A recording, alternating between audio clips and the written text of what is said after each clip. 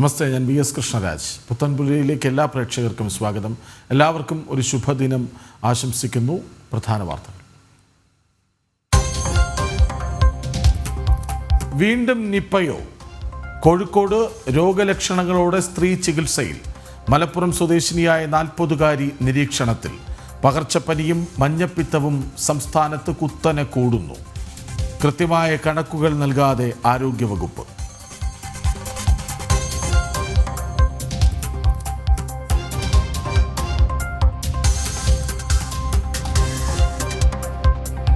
മാസപ്പടി കേസിൽ വീണ വിജയന് കോടതിയുടെ സമൻസ് ഉടൻ. വീണ കോടതിയിൽ നേരിട്ടെത്തി ജാമ്യം തേടണം. മകൾ പ്രതിയാക്കപ്പെട്ടതിൽ മുഖ്യമന്ത്രിക്ക് ധാർമ്മിക ഉത്തരവാദിത്വമുണ്ടെന്ന് CPM പാർട്ടി കോൺഗ്രസിൽ അഭിപ്രായം.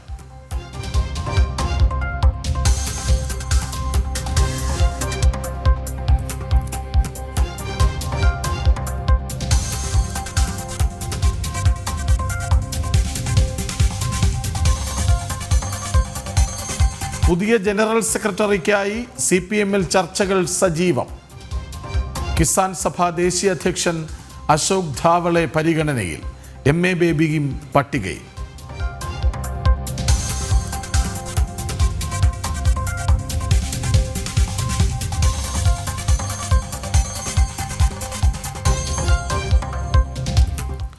IB ഉദ്യോഗസ്ഥ മേഘ മധുവിന്റെ ആത്മഹത്യയിൽ ഇരുട്ടിൽ തപ്പി പോലീസ്. സുകാന്ത് സുരേഷിനെ കണ്ടെത്താനായില്ല. പ്രതിക്കെതിരെ ബലാത്സംഗ കുറ്റവും.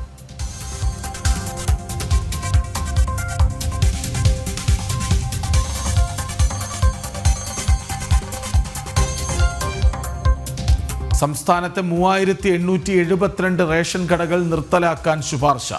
കടകളുടെ എണ്ണം കുറച്ച് വ്യാപാരികളുടെ കമ്മീഷൻ വർദ്ധിപ്പിക്കണമെന്ന് വകുപ്പുതല സമിതി. തീരുമാനങ്ങൾ അംഗീകരിക്കില്ലെന്ന് കട ഉടമകൾ.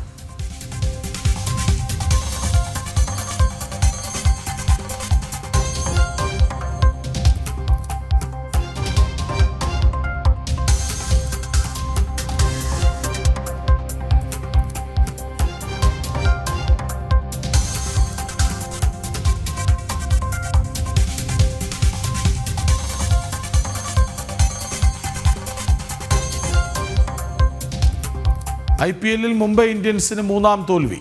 ലക്നൌവിനോട് തോറ്റത് 12 റൺസിന്. ഇന്ന് ചെന്നൈ ഡൽഹിയെയും രാജസ്ഥാൻ പഞ്ചാബിനെയും നേരിടും. സഞ്ജു ക്യാപ്റ്റനായി ഇറങ്ങും.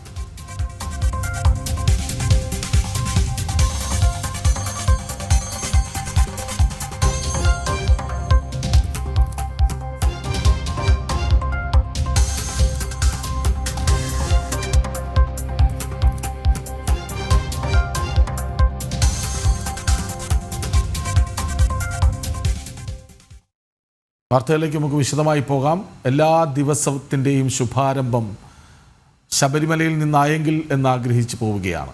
ഇന്ന് ശബരിമല തിരുവുത്സവം 4ാം ദിവസമാണ്. ഉത്സവബലി, പടിപൂജ, മുളപൂജ, ശ്രീഭൂതബലി എന്നിവയാണ് ഇന്നത്തെ പ്രധാന ചടങ്ങുകൾ. രാവിലെ 10:30-ക്ക് ശേഷം ഉത്സവബലി തുടങ്ങും. തിരക്ക് കുറവായതിനാൽ ഭക്തർക്ക് സുഗമമായ ദർശനം സാധ്യമാകുന്നുണ്ട്. 11-ാം തീയതി പമ്പയിൽ ആറാട്ടോടെയാണ് ഉത്സവം സമാപിക്കുക.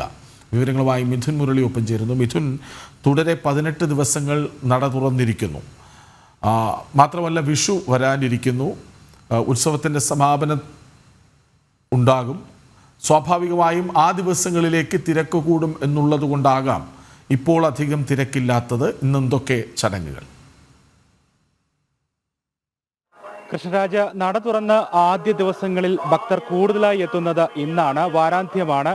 ഭക്തർ കൂടുതലായി എത്തുന്നുണ്ട്. ശനിയും ഞായറും ഇന്നും നാളെയും കൂടുതൽ ഭക്തജനങ്ങൾ എത്തുമെന്ന് പ്രതീക്ഷിക്കുന്നുണ്ട്. അതിൻ്റെ സൂചനകൾ രാവിലെ മുതൽ കാണുന്നുണ്ട്. ശരാശരിക്കടുത്ത് ഭക്തജനങ്ങൾ രാവിലെ ദർശനത്തിന് എത്തുന്നുണ്ട്. രാവിലെ 10:30-ക്ക് ഉച്ചപൂജ നേരത്തെ പൂർത്തിയാക്കി 11:30യോടുകൂടി ഉത്സവബലി ചടങ്ങുകൾ തുടങ്ങും. ഏകദേശം 3 മണിക്കൂറോളം ഉത്സവബലി ചടങ്ങുകൾ ഉണ്ട്. അതിനുശേഷം 2 മണിയോടെയാണ് ഉത്സവബലി ദർശനമുള്ളത്. ഉത്സവബലി ചടങ്ങുകൾ നടക്കുന്ന സമയത്ത് ഭക്തജനങ്ങൾക്ക് ദർശനം ഉണ്ടാവുകയില്ല. ഈ സമയത്ത് എത്തുന്ന ഭക്തജനങ്ങളെ നടപ്പന്തലിലും ഫ്ലൈ ഓവറിലുമൊക്കെ ആയിട്ട് മാറ്റും. അവിടെ കാത്തു നിൽക്കേണ്ടി വരും. അത് പിന്നീട് വൈകിട്ട് 5 മണിക്ക് നട തുറന്ന് 6:30-ക്ക് ദീപാരാധനയ്ക്ക് ശേഷം പടിപൂജയുണ്ട്.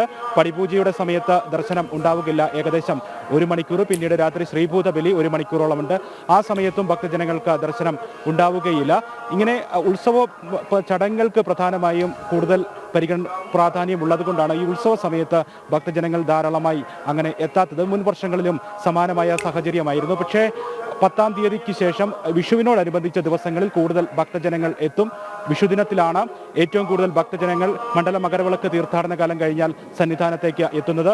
വിഷുവിനോടനുബന്ധിച്ച ദിവസങ്ങളിലുമാണ്. വിഷുക്കണി ദർശനത്തിനുമൊക്കെ ആയിട്ട് ധാരാളം ഭക്തജനങ്ങൾ എത്തുകയും ചെയ്യും. അന്യ സംസ്ഥാനങ്ങളിൽ നിന്നടക്കമുള്ള ഭക്തജനങ്ങൾ കൂടുതൽ എത്തുക ഈ 18 ദിവസങ്ങളിൽ വിഷുവിനോടനുബന്ധിച്ച ദിവസം, അത് 10-ാം തീയതിക്ക് ശേഷമുള്ള ദിവസങ്ങളിലായിരിക്കും. ആ ദിവസവുമായി ബന്ധപ്പെട്ടുള്ള ക്രമീകരണങ്ങൾ, കൂടുതൽ ഭക്തജനങ്ങളെ ഉൾക്കൊള്ളുന്നതിനാവശ്യമായിട്ടുള്ള ക്രമീകരണങ്ങളെല്ലാം പൂർത്തിയായിട്ടുണ്ടെന്നും തിരുവിതാംകൂർ ദേവസ്വം ബോർഡ് നേരത്തെ തന്നെ അറിയിച്ചിട്ടുമുണ്ട്. ഇന്ന് ശരാശരിക്കടുത്ത് ഭക്തജനങ്ങൾ സന്നിധാനത്തേക്ക് എത്തുന്നു. പക്ഷേ ശബരിമല സന്നിധാനത്തെ ഭക്തജന തിരക്ക് കണക്കിലെടുക്കുമ്പോൾ ഇന്നും ഭക്തജന തിരക്ക് അങ്ങനെ വലിയ രീതിയിലേക്ക് ഉയർന്നിട്ടില്ല എന്ന് തന്നെ പറയാം. ശരാശരിക്ക് അടുത്ത് അല്ലെങ്കിൽ ശരാശരിക്ക് താഴെ ഭക്തജന തിരക്കാണ് ഇന്ന് വാരാന്ത്യമായ ശനിയാഴ്ചയും സന്നിധാനത്ത് അനുഭവപ്പെടുന്നത്. സാവധാനം തന്നെ 18-ാം പടി കയറുന്നതിനുള്ള സാഹചര്യമൊക്കെ ഇന്നുമുണ്ട്. കഴിഞ്ഞ 4 ദിവസങ്ങളിലും നമ്മൾ സന്നിധാനത്ത് നിന്നും കണ്ടതാണ്. വളരെ സാവധാനം തൊട്ട് തൊഴുത് 18-ാം പടി കയറി കൊടിമര ചുവട്ടിലേക്ക് എത്തി ബലിക്കൽ പുര വഴി നേരെ ശ്രീകോവിലിന്റെ മുന്നിലെത്തി കൂടുതൽ സമയം, പരമാവധി സമയം അയ്യപ്പസ്വാമിയെ ദർശിച്ച് നിർവൃതി നേടുന്ന ഭക്തജനങ്ങളെയായിരുന്നു കഴിഞ്ഞ 4 ദിവസമായി നമ്മൾ കണ്ടത്. അതുപോലെ തന്നെ സമാനമായ സാഹചര്യമാണ്. പക്ഷേ നേരിയ വർധനവ് ഉണ്ട് എന്ന് മാത്രം ഭക്തജന തിരക്കിൽ. ഇനി വരുന്ന ദിവസങ്ങളിൽ, നാളെ ഞായറാഴ്ചയാണ്, നാളെയും കൂടുതൽ ഭക്തജനങ്ങൾ എത്താനുള്ള സാധ്യതയുണ്ട്. അതിനുശേഷം ഒരുപക്ഷെ വലിയ രീതിയിൽ ക്രമാനുഗതമായി ഭക്തജന തിരക്ക് ഉയരുന്നത് 10-ാം തീയതിക്ക് ശേഷം, ഏപ്രിൽ 10-ന് ശേഷം ആറാട്ടിനോടൊക്കെ അടുക്കുന്ന ദിവസങ്ങൾ, പള്ളിവേട്ട ദിവസം മുതലുള്ള ദിവസങ്ങളിലായിരിക്കും. വിഷുവിനോടനുബന്ധിച്ച ദിവസങ്ങളിലൊക്കെ ആയിരിക്കും കൂടുതൽ ഭക്തജനങ്ങൾ എത്തുക എന്നുള്ളതാണ് പ്രതീക്ഷിക്കുന്നത്. നാളെ 5-ാം ഉത്സവ ദിനത്തിൽ വിളക്കെഴുന്നള്ളിപ്പുണ്ട്. രാത്രി ശ്രീഭൂതബലിക്ക് ശേഷമാണ് വിളക്കെഴുന്നള്ളിപ്പ് ചടങ്ങ് തുടങ്ങുന്നത്. ഉത്സവത്തിന്റെ പ്രധാനപ്പെട്ട ഭക്തരെയും തിരുനടവഴി ഉള്ളിലേക്ക് പ്രവേശിപ്പിക്കുകയാണോ അതോ ഫ്ലൈ ഓവർ ഉപയോഗപ്പെടുത്തുന്നുണ്ടോ? കൃഷ്ണരാജ്, ഫ്ലൈ ഓവർ ഉപയോഗപ്പെടുത്തേണ്ട ആവശ്യം ഇപ്പോഴില്ല. ഫ്ലൈ ഓവർ ഉപയോഗപ്പെടുത്തുന്നത് പ്രധാനമായിട്ടും ഈ ചടങ്ങുകൾ നടക്കുന്ന സമയത്ത് ഭക്തജനങ്ങൾക്ക് ദർശനം ഉണ്ടാവുകയില്ല. അപ്പോൾ ദർശനത്തിന് വേണ്ടി കാത്തു നിൽക്കുന്ന ഭക്തജനങ്ങളെ ഫ്ലൈ ഓവറിലേക്കും നടപ്പന്തലിലേക്കും മാറ്റും. അവിടെയാണ് ഭക്തജനങ്ങൾ കാത്തു നിൽക്കുന്നത്. ആ സമയം, ചടങ്ങുകൾ പൂർത്തിയാക്കുന്ന സമയം ഫ്ലൈ ഓവർ ഉപയോഗിച്ചുകൊണ്ട് ദർശന സൗകര്യം ഒരുക്കും. അല്ലാത്ത സമയത്ത് നേരെ ഭക്തജനങ്ങളെ, കൊടിമരച്ചുവട്ടിലേക്ക് എത്തുന്ന ഭക്തജനങ്ങളെ, 18-ാം പടി കയറുന്ന ഭക്തജനങ്ങളെ ഇപ്പോൾ ഈ കൊടിമരച്ചുവട്ടിൽ നിന്നും ബലിക്കൽ പുര വഴി നമ്മളിപ്പോൾ ദൃശ്യങ്ങളിൽ കാണുന്നത് പോലെ തന്നെ നേരെ കയറ്റിവിടുകയാണ്. അവർക്ക് പരമാവധി സമയം അയ്യപ്പസ്വാമിയെ ദർശിക്കുന്നതിനുള്ള സൗകര്യം ഈ ബലിക്കൽ പുരയിൽ നിന്ന് മുന്നോട്ട് നീങ്ങുമ്പോൾ തന്നെ അയ്യപ്പസ്വാമിയുടെ സാന്നിധ്യം, ആ ദിവ്യ രൂപം കാണാൻ ഭക്തജനങ്ങൾക്ക് അവസരമുണ്ടാകും. പിന്നീട് ഏകദേശം തിരക്കുള്ള ദിവസങ്ങളിലാണെങ്കിൽ 20-30 സെക്കൻഡ് വരെ അയ്യപ്പസ്വാമിയെ ദർശിക്കാം. തിരക്ക് ഒഴിഞ്ഞ ദിവസങ്ങളിലാണെങ്കിൽ അതിൽ കൂടുതൽ സമയം, പരമാവധി 30 സെക്കൻഡ് വരെ പറയുമ്പോൾ അതിൽ കൂടുതൽ സമയം അയ്യപ്പസ്വാമിയെ ദർശിക്കുന്നതിനുള്ള സൗകര്യവും ഇങ്ങനെ നേരെ ബലിക്കൽ പുര വഴി കടന്നു പോകുമ്പോൾ, മുന്നോട്ട് നീങ്ങുമ്പോൾ ഭക്തജനങ്ങൾക്ക് സാധ്യമാകും. അതേ രീതിയിലുള്ള ദർശന ക്രമീകരണമാണ് ഇപ്പോൾ മുന്നോട്ട് പോകുന്നത്. ഇനി തിരക്ക് കൂടുന്ന സാഹചര്യങ്ങൾ വരികയാണെങ്കിൽ, കൂടുതൽ തിരക്ക് വരികയാണെങ്കിൽ ഫ്ലൈ ഓവറുകൾ ഉപയോഗിക്കും. പരമാവധി വളരെ വേഗത്തിൽ തന്നെ 2 മിനിറ്റ് കൊണ്ട് ഫ്ലൈ ഓവറിലേക്ക് തിരക്ക് കൂടുന്ന സാഹചര്യങ്ങളിൽ ഭക്തജനങ്ങളെ മാറ്റും എന്നാണ് ദേവസ്വം ബോർഡ് ക്രമീകരിച്ചിരിക്കുന്നത്. 50,000-ൽ കൂടുതൽ ഭക്തജനങ്ങൾ എത്തുന്ന ദിവസങ്ങളിലൊക്കെ ഭക്തജന തിരക്ക് സന്നിധാനത്ത് കൂടുതലാണ് എന്ന് മനസ്സിലാക്കുന്ന വിലയിരുത്തപ്പെടുന്നുണ്ടാകുന്ന സമയത്ത് 2 മിനിറ്റ് കൊണ്ട് ഭക്തജനങ്ങളെ മുഴുവൻ ഫ്ലൈ ഓവറിലേക്ക് മാറ്റും. തിരക്ക് നിയന്ത്രണ വിധേയമാക്കും. ഫ്ലൈ ഓവർ ഉപയോഗപ്പെടുത്തിക്കൊണ്ട് തിരക്ക് നിയന്ത്രണ വിധേയമാക്കുന്നതിന് വേണ്ടി ദർശന ക്രമീകരണം നടത്തും എന്നുള്ളതാണ്. ഇപ്പോൾ ഈ ദിവസങ്ങളിൽ, ഈ 4 ദിവസങ്ങളിൽ ഫ്ലൈ ഓവർ അങ്ങനെ കൂടുതലായി ഉപയോഗിക്കേണ്ട സാഹചര്യങ്ങൾ വരുന്നില്ല. തിരക്ക് കുറവാണ്. നേരത്തെ സൂചിപ്പിച്ചതുപോലെ ചടങ്ങുകൾ നടക്കുന്ന സമയത്ത് ഫ്ലൈ ഓവറിലേക്ക് ഭക്തജനങ്ങളെ മാറ്റും. അവിടെ ഭക്തജനങ്ങൾ കാത്തു നിൽക്കും. അതിനുശേഷം ഫ്ലൈ ഓവറിലൂടെ ദർശന ക്രമീകരണം നടത്തും. ഫ്ലൈ ഓവറിലും നടപ്പന്തലിലുമായിട്ട് രാവിലെയും വൈകിട്ടും ഭക്തജനങ്ങളെ മാറ്റുന്നുണ്ട്. നേരത്തെ പറഞ്ഞതുപോലെ ഉത്സവബലി ചടങ്ങുകൾ നടക്കുന്ന സമയത്ത് ഏകദേശം 3 മണിക്കൂർ സമയത്ത് ഭക്തജനങ്ങൾക്ക് ദർശനം ഉണ്ടാവുകയില്ല. പടിപൂജ സമയത്ത് വൈകിട്ട് 1 മണിക്കൂറോളം ഭക്തജനങ്ങൾക്ക് ദർശനം ഉണ്ടാവുകയില്ല. ശ്രീഭൂതബലി രാത്രി നടക്കുന്ന സമയത്ത് ഭക്തജനങ്ങൾക്ക് ദർശനം ഉണ്ടാവുകയില്ല. ഇങ്ങനെ ചടങ്ങുകൾക്ക്, ഉത്സവവുമായി ബന്ധപ്പെട്ട ചടങ്ങുകൾക്ക് കൂടുതൽ പ്രാധാന്യം ഈ ദിവസങ്ങൾ ഉള്ളതുകൊണ്ട് തന്നെയാണ് ഉത്സവത്തിന്റെ ആദ്യ നാളുകളിൽ ഭക്തജന തിരക്ക് അനുഭവപ്പെടാത്തത്. ദർശന ക്രമീകരണത്തിൽ മാറ്റമുണ്ട്. മുഴുവൻ സമയം ഭക്തജനങ്ങൾക്ക് ദർശന സൗകര്യമില്ല, കാത്തു നിൽക്കേണ്ടി വരും. രാവിലെ 10 മണിക്ക് മുൻപായിട്ട് എത്തുന്ന ഭക്തജനങ്ങൾ കാണാം കൂടുതൽ സുഗമമായ ദർശനം, അങ്ങനെ കാത്തു നിൽക്കാതെ പെട്ടെന്നുള്ള ദർശനം സാധ്യമാകുന്നത് രാവിലെ നട തുറക്കുമ്പോൾ 5 മണി മുതൽ രാവിലെ 10 മണി മുതൽ വരെ എത്തുന്ന ഭക്തജനങ്ങൾക്ക് സുഗമമായ ദർശനം സാധ്യമാകുന്നുണ്ട്. കാത്തു നിൽക്കേണ്ട സാഹചര്യമില്ല. പക്ഷേ 10:00-ക്ക് ശേഷം ഉത്സവബലിയോടനുബന്ധിച്ച് ഉച്ചപൂജ നേരത്തെ നടത്തും. പിന്നീട് ഉത്സവബലി. ഈ സമയത്തൊന്നും ദർശനം ഉണ്ടാവുകയില്ല. വൈകിട്ടും സമാനമായ സാഹചര്യമാണ്. ദീപാരാധന വരെയുള്ള വൈകിട്ട് 5 മണിക്ക് നട തുറന്ന് 6:30-ക്ക് ദീപാരാധന വരെയുള്ള സമയത്തെത്തുന്ന ഭക്തജനങ്ങൾക്ക് സുഗമമായ ദർശനം. പിന്നീട് പടിപൂജയ്ക്ക് വേണ്ടി 1 മണിക്കൂർ കാത്തു നിൽക്കേണ്ടി വരും. വൈകിട്ട് ശ്രീഭൂതബലിയുടെ സമയത്തും 1 മണിക്കൂർ കാത്തു നിൽക്കേണ്ടി വരും. പിന്നീട് ഹരിവരാസനം രാത്രി 10 മണിക്ക് പടി നടയടയ്ക്കും. ഹരിവരാസന സമയത്താണ് പിന്നീട് കാത്തു നിൽക്കുന്ന ഭക്തജനങ്ങൾക്ക് ദർശനത്തിന് സൗകര്യമുണ്ടാവുക. അപ്പോൾ ദർശനം ലഭിക്കാത്ത ഭക്തജനങ്ങൾ വീണ്ടും പുലർച്ചെ സമയത്തിന് വേണ്ടി കാത്തു നിൽക്കേണ്ടിയും വരും. ഇനിയും നാളെ വിളക്കെഴുന്നള്ളിപ്പ് തുടങ്ങും. പ്രധാനപ്പെട്ട ചടങ്ങാണ്. അതിനുശേഷം 9-ാം തീയതിയാണ് പിന്നീട് പ്രധാനപ്പെട്ട ചടങ്ങായ പള്ളിവേട്ട നടക്കുന്നത്.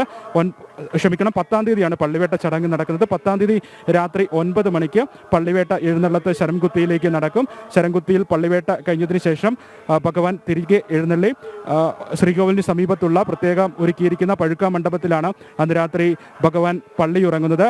പിറ്റേന്ന് രാവിലെ ആറാട്ട് ദിവസം ശ്രീകോവിലേക്ക് എഴുന്നള്ളി ശ്രീകോവിലിൽ പൂജകൾ പൂർത്തിയാക്കി 11-ാം തീയതി ആറാട്ട് ദിവസം രാവിലെ ഉഷപൂജയും ആറാട്ട് ബലിയും പൂർത്തീകരിച്ച് 9 മണിയോടുകൂടി പമ്പയിലേക്ക് ആറാട്ട് ഘോഷയാത്ര പുറപ്പെടും. രാവിലെ 11 മണിക്ക് പമ്പയിൽ ആറാട്ട് നടക്കും. അയ്യപ്പ ഭഗവാന്റെ ആറാട്ട് കാണുന്നതിനും ദർശിക്കുന്നതിനുമൊക്കെയായി ഒട്ടനവധി ഭക്തജനങ്ങളായിരിക്കും പമ്പയിൽ കാത്തു നിൽക്കുക. രാവിലെ 11 മണിക്കാണ് അയ്യപ്പ ഭഗവാന്റെ തിരു ആറാട്ട് പമ്പയിൽ നടക്കുന്നത്.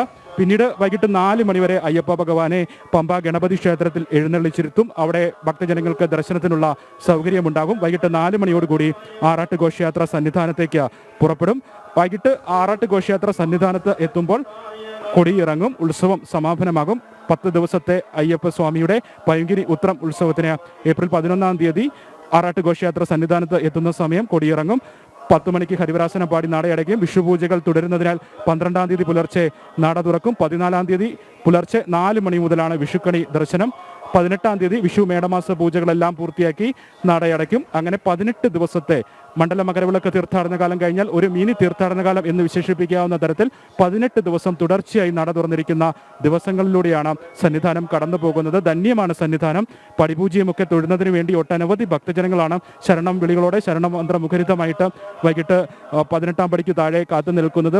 ഭക്തിയുടെ പാരമ്യത്തിലേക്ക് എത്തുന്ന കാഴ്ചകളാണ് ഈ ദിവസങ്ങളിലെല്ലാം നമ്മൾ ചടങ്ങുകളുമായി ബന്ധപ്പെട്ട് കാണുന്നത്. ഒപ്പം ഉത്സവബലി ദർശനത്തിനായാലും മണിക്കൂറുകൾ കാത്തുനിന്ന് നേരിട്ട് ഭഗവാനെ ദർശിക്കുന്നതിനുള്ള ക്രമീകരണം ആ സമയത്തില്ലാത്തത് കൊണ്ട് തന്നെ ഉച്ചയ്ക്ക് 2 മണിക്ക് 18-ാം പടി കയറി ഭക്തജനങ്ങൾ ഉത്സവബലി ദർശിക്കുന്നതിന് വേണ്ടി എത്തുന്നു. വൈകിട്ട് പടിപൂജയുടെ സമയത്തും മന്ത്രമുഖരിതമായിട്ട് ഭക്തജനങ്ങൾ പടിപൂജ തൊഴുന്നതിന് വേണ്ടി ശബരിമലയിലെ ഏറ്റവും ശ്രേഷ്ഠമായ ചടങ്ങ് ദർശിക്കുന്നതിന് വേണ്ടി കാത്തു നിൽക്കുന്നു. വൈകിട്ട് ശ്രീഭൂതബലിയുടെ സമയത്തും ഭക്തജനങ്ങൾ ഭക്തിപൂർവ്വം കാത്തുനിന്ന് ചടങ്ങുകൾ ദർശിക്കുന്നു. അങ്ങനെ ഭക്തിയുടെ പാരമ്യത്തിലേക്ക് ശരണമന്ത്രം മുഖരിതമായി അയ്യപ്പസ്വാമിയെ ഓരോ ഭക്തജനങ്ങളും മനസ്സിലും ശരീരത്തിലും ആവാഹിച്ച് തൊഴുത് നിർവൃതി നേടുന്ന ദിവസങ്ങളാണ്. ഏറ്റവും നിർവൃതി പുണ്യകരമായിട്ടുള്ള ശബരിമല ഭഗവാന്റെ അയ്യപ്പ ഭഗവാന്റെ ഏറ്റവും ശ്രേഷ്ഠമായ തിരുവുത്സവ ചടങ്ങുകളിലൂടെ ധന്യത നേടിക്കൊണ്ടാണ് ഈ ദിവസങ്ങളെല്ലാം സന്നിധാനത്ത് കടന്നു പോയിക്കൊണ്ടിരിക്കുന്നത്. 4-ാം ദിവസമാണ്. ഇന്ന് വിവിധ പൂജകൾ ചടങ്ങുകൾ നടക്കും. രാവിലെ 10:30-ക്ക് ശേഷം ഉത്സവ ബലി തുടങ്ങും. തിരക്ക് കുറവാണ്. വിഷു വരാനിരിക്കുന്നു. ഉത്സവത്തിൻ്റെ സമാപന സമയം. ആ സമയത്തൊക്കെ വലിയ തിരക്കുണ്ടാകുമെന്ന പ്രതീക്ഷയിലാണ്. വിവരങ്ങൾ നൽകുകയായിരുന്നു സന്നിധാനത്ത് നിന്ന് മിഥുൻ മുരളി.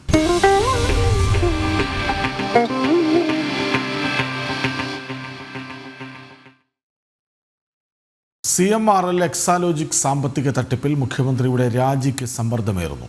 അഴിമതിക്ക് പ്രതിരോധമൊരുക്കുന്നതിൽ CPM-ൽ ഒരു വിഭാഗത്തിന് അതൃപ്തിയാണ്. മകൾ പ്രതിയാക്കപ്പെട്ടതിൽ മുഖ്യമന്ത്രിക്ക് ധാർമ്മിക ഉത്തരവാദിത്വമുണ്ടെന്ന വിമർശനം ശക്തമാണ്. പാർട്ടി കോൺഗ്രസ് കഴിഞ്ഞ് മടങ്ങിയെത്തുമ്പോൾ പിണറായിയെ കാത്തിരിക്കുന്നത് വലിയ പ്രതിഷേധ പരിപാടികളാണ്. വിവരങ്ങളുമായി പ്രജിത് മോഹൻ ഒപ്പം ചേരുന്നു. പ്രജിത്ത്, വലിയ പ്രതിരോധത്തിലോ പിണറായി വിജയൻ?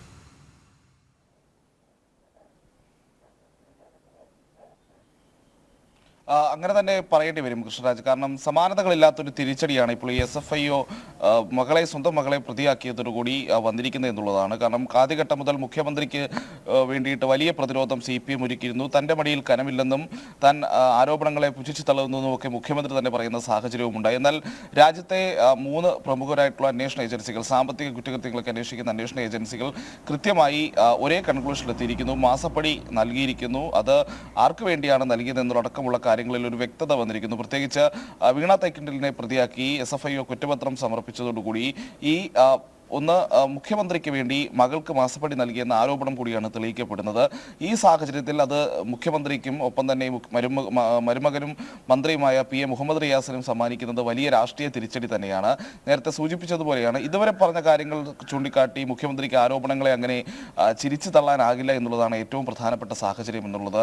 ഇതിൽ ഈ ധാർമ്മിക ഉത്തരവാദിത്തം മുഖ്യമന്ത്രിക്കുണ്ടെന്നാണ് CPM ഒരു വിഭാഗം ഇപ്പോൾ ചൂണ്ടിക്കാട്ടുന്ന ഒരു പ്രധാനപ്പെട്ട വിഷയം. കാരണം മുൻപ് ദേശീയ തലത്തിലും സംസ്ഥാന തലത്തിലും ഒക്കെ സമാനമായ ആരോപണങ്ങൾ ഉണ്ടായപ്പോൾ അതിന് ഉത്തരവാദിത്തപ്പെട്ട ആളുകൾ, മുഖ്യമന്ത്രിമാരും മന്ത്രിമാരുമൊക്കെ ധാർമ്മിക ഉത്തരവാദിത്തം ഏറ്റെടുത്ത് രാജിവെക്കണമെന്നുള്ളതായിരുന്നു CPMന്റെ ഒരു പ്രഖ്യാപിത നയവും നിലപാടുകളുമൊക്കെ. ഇപ്പോൾ നമ്മൾ മുൻ മുഖ്യമന്ത്രി ഉമ്മൻചാണ്ടിയുടെ കാര്യത്തിൽ അദ്ദേഹത്തിന്റെ പേഴ്സണൽ സ്റ്റാഫിൽ ചിലർക്കെതിരെ സോളാർ കേസിൽ പ്രതികളായ സമയത്ത് അതിന്റെ ഉത്തരവാദിത്തം മുഖ്യമന്ത്രി ഏറ്റെടുക്കണമെന്നുള്ള ആവശ്യമായിരുന്നു. അന്ന് CPM സംസ്ഥാന സെക്രട്ടറി ആയിരുന്ന പിണറായി വിജയൻ, അല്ലെങ്കിൽ പ്രതിപക്ഷ നേതാവായിരുന്ന VS അച്യുതാനന്ദൻ എന്നിവരെല്ലാം ഉയർത്തിയ ഒരു സാഹചര്യം നമ്മൾ ഓർക്കേണ്ടതുണ്ട്. ദേശീയ തലത്തിലും സമാനമായ നിലപാടുകൾ CPM പലപ്പോഴായി സ്വീകരിച്ചിട്ടുണ്ട്. അന്ന് CPM പറഞ്ഞ ധാർമ്മിക നിലപാടുകൾ ഇപ്പോൾ പിണറായി വിജയന്റെ കാര്യത്തിൽ പലപ്പോഴും ആരോപണങ്ങൾ ഉയർന്ന സമയത്തെല്ലാം അത് പാർട്ടി ഉയർത്തിപ്പിടിക്കുന്ന സാഹചര്യം ഉണ്ടായിട്ടില്ല എന്നുള്ളതാണ് ആന്തരികമായി തന്നെ വരുന്ന പ്രധാനപ്പെട്ട വിമർശനം. അതുകൊണ്ട് തന്നെ ഈ മകൾ ഈ കേസിൽ പ്രതിയാക്കപ്പെട്ടതിന്റെ ഉത്തരവാദിത്തം മുഖ്യമന്ത്രിക്കുണ്ട്. അദ്ദേഹം അത് ഏറ്റെടുക്കണമെന്നുള്ള ആവശ്യം CPMന്റെ ഒരു വിഭാഗം ഉയർത്തുന്നുണ്ട്. അതോടൊപ്പം തന്നെയാണ് തദ്ദേശ തെരഞ്ഞെടുപ്പ് വരുന്നു, നിയമസഭാ തെരഞ്ഞെടുപ്പ് വരുന്നു. ഈ സാഹചര്യത്തിൽ കളങ്കിതനായ മുഖ്യമന്ത്രിക്ക് വീണ്ടും പ്രായപരിധിയിൽ ഇളവ് നൽകി അദ്ദേഹത്തെ മുൻനിർത്തി തെരഞ്ഞെടുപ്പുകൾ നേരിടുമ്പോൾ വലിയ തിരിച്ചടി ഉണ്ടാകുമെന്നുള്ള ഒരു വിമർശനം, ഒരു സ്വയം വിമർശനം അല്ലെങ്കിൽ ഒരു ആശങ്ക CPMന്റെ ഒരു വിഭാഗം നേതാക്കൾ, പ്രത്യേകിച്ച് പിണറായി വിരുദ്ധ പക്ഷം, അത് ആവർത്തിക്കുന്നുണ്ട്. അതോടൊപ്പമാണ് ഈ 6-ാം തീയതി പാർട്ടി കോൺഗ്രസ് കഴിയുന്നതോടുകൂടി 6-ാം തീയതി രാത്രിയിലോ അല്ലെങ്കിൽ പിറ്റേ ദിവസം 7-ാം തീയതിയോ മുഖ്യമന്ത്രി കേരളത്തിലെത്തും. മുഖ്യമന്ത്രി കേരളത്തിലെത്തുന്നതോടെ അദ്ദേഹത്തെ കാത്തിരിക്കുന്നത് BJPയും മറ്റ് പ്രതിപക്ഷ സംഘടനകളും ഉയർത്തുന്ന വലിയ പ്രതിഷേധങ്ങൾക്കായിരിക്കും.